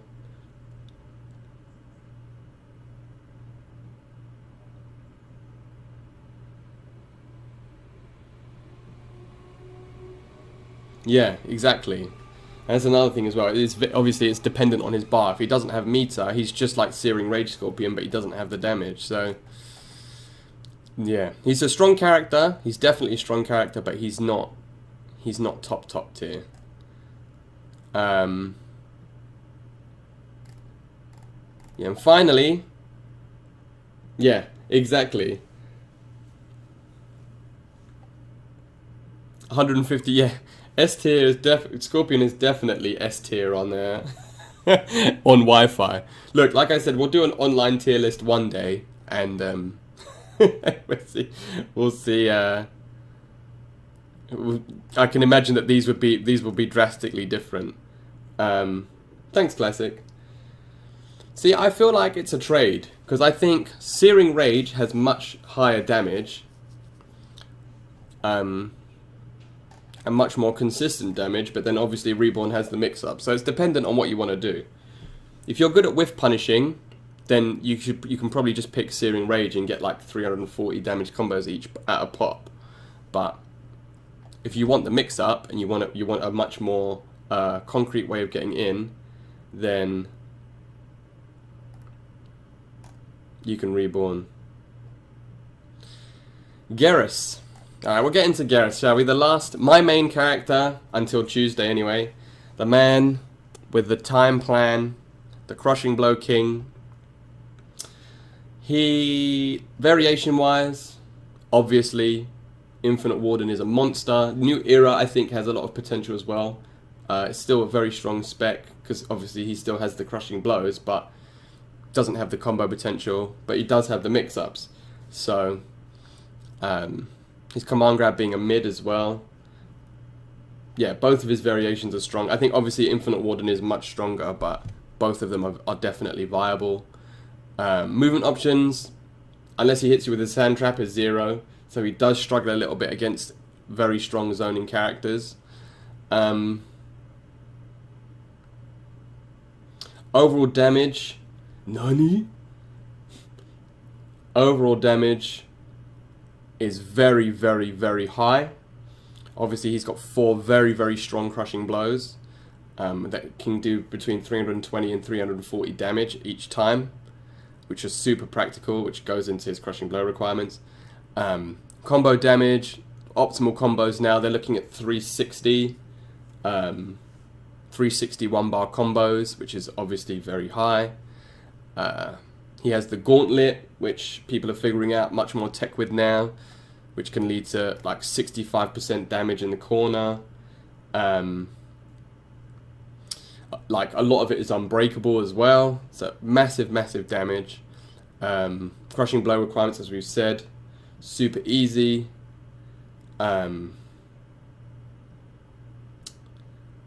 Ease of use, I think he's pretty easy as well. In terms of top tier characters, I think he's the easiest to use outside of maybe Eren. But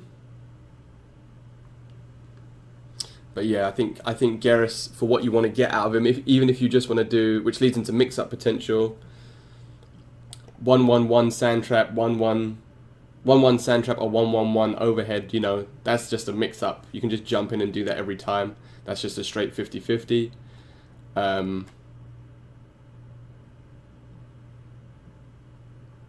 Yeah, so his mix-up potential, it's not massively varied. Obviously, it's just the 1-1 Sand Trap, 1-1, yeah, 100 million crushing blows, all that do.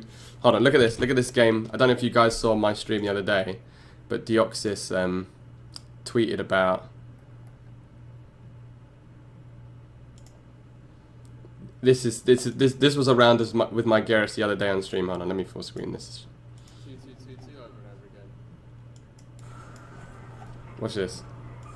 This is 2-2-2 over and over again. This is Garrus in a nutshell.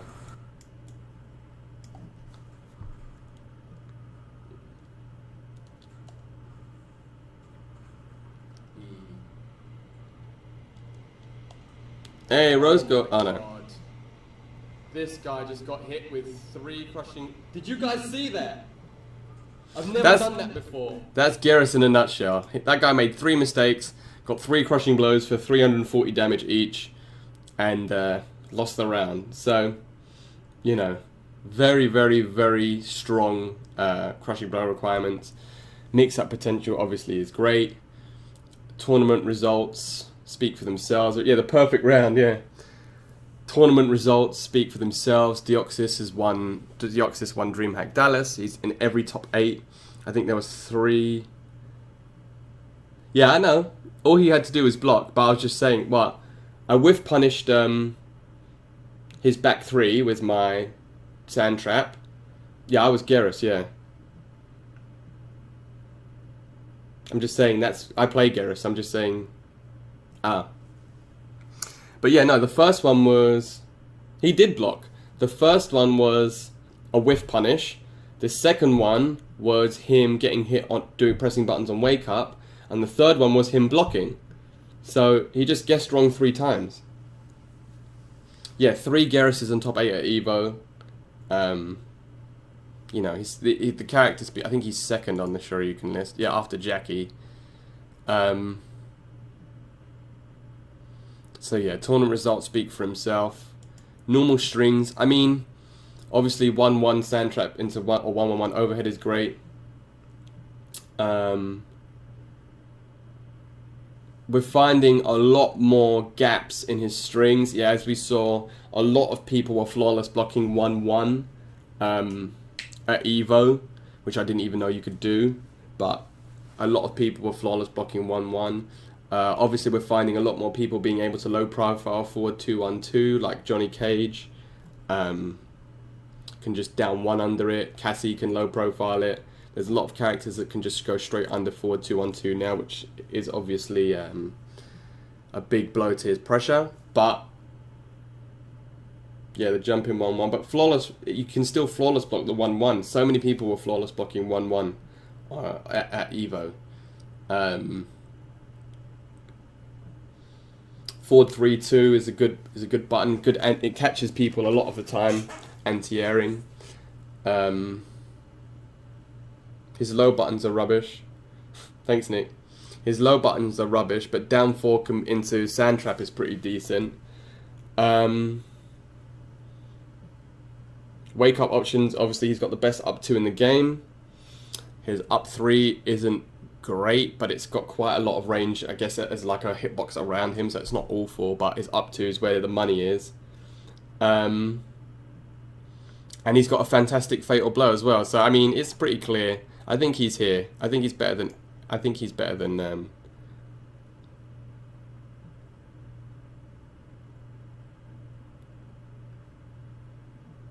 don't think so. We can check afterwards if you want. We can go into practice mode.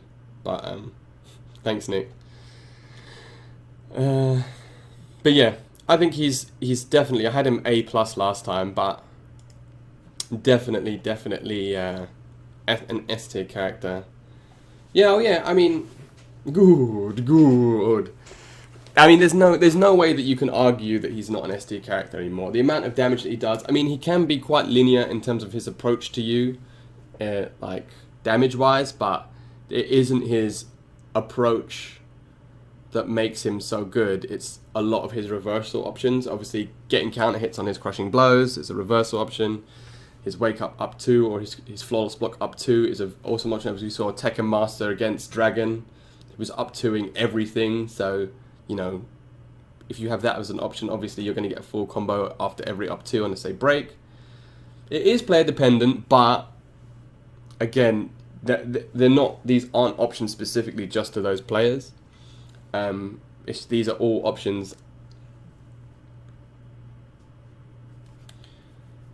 Yeah, I mean, his mix-up is probably the easiest to do with the highest reward in the game. It's just 1-1-1 or 1-1 sand trap. It's not There's literally no execution. It's probably easier to do than Jackie pressure. It's not, you know.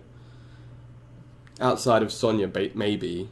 There's no other character has such an easy to do mix up. A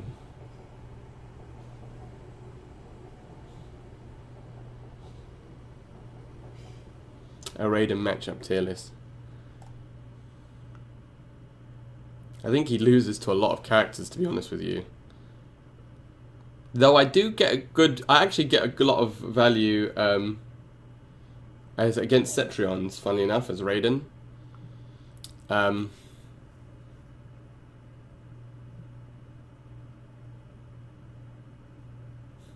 No, actually, he plays all his characters are C tier, C plus, yeah. But yeah, what do you guys think? Garrus is S. I don't think anybody can really argue against him being top 5.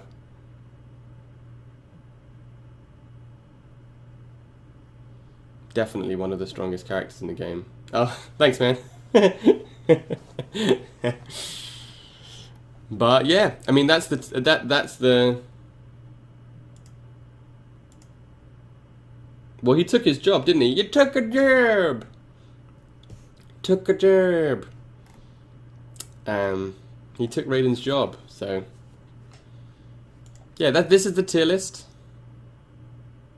Yeah, yeah. For August, if August ever comes back into chat, everybody tell him that I said Garrus is A plus.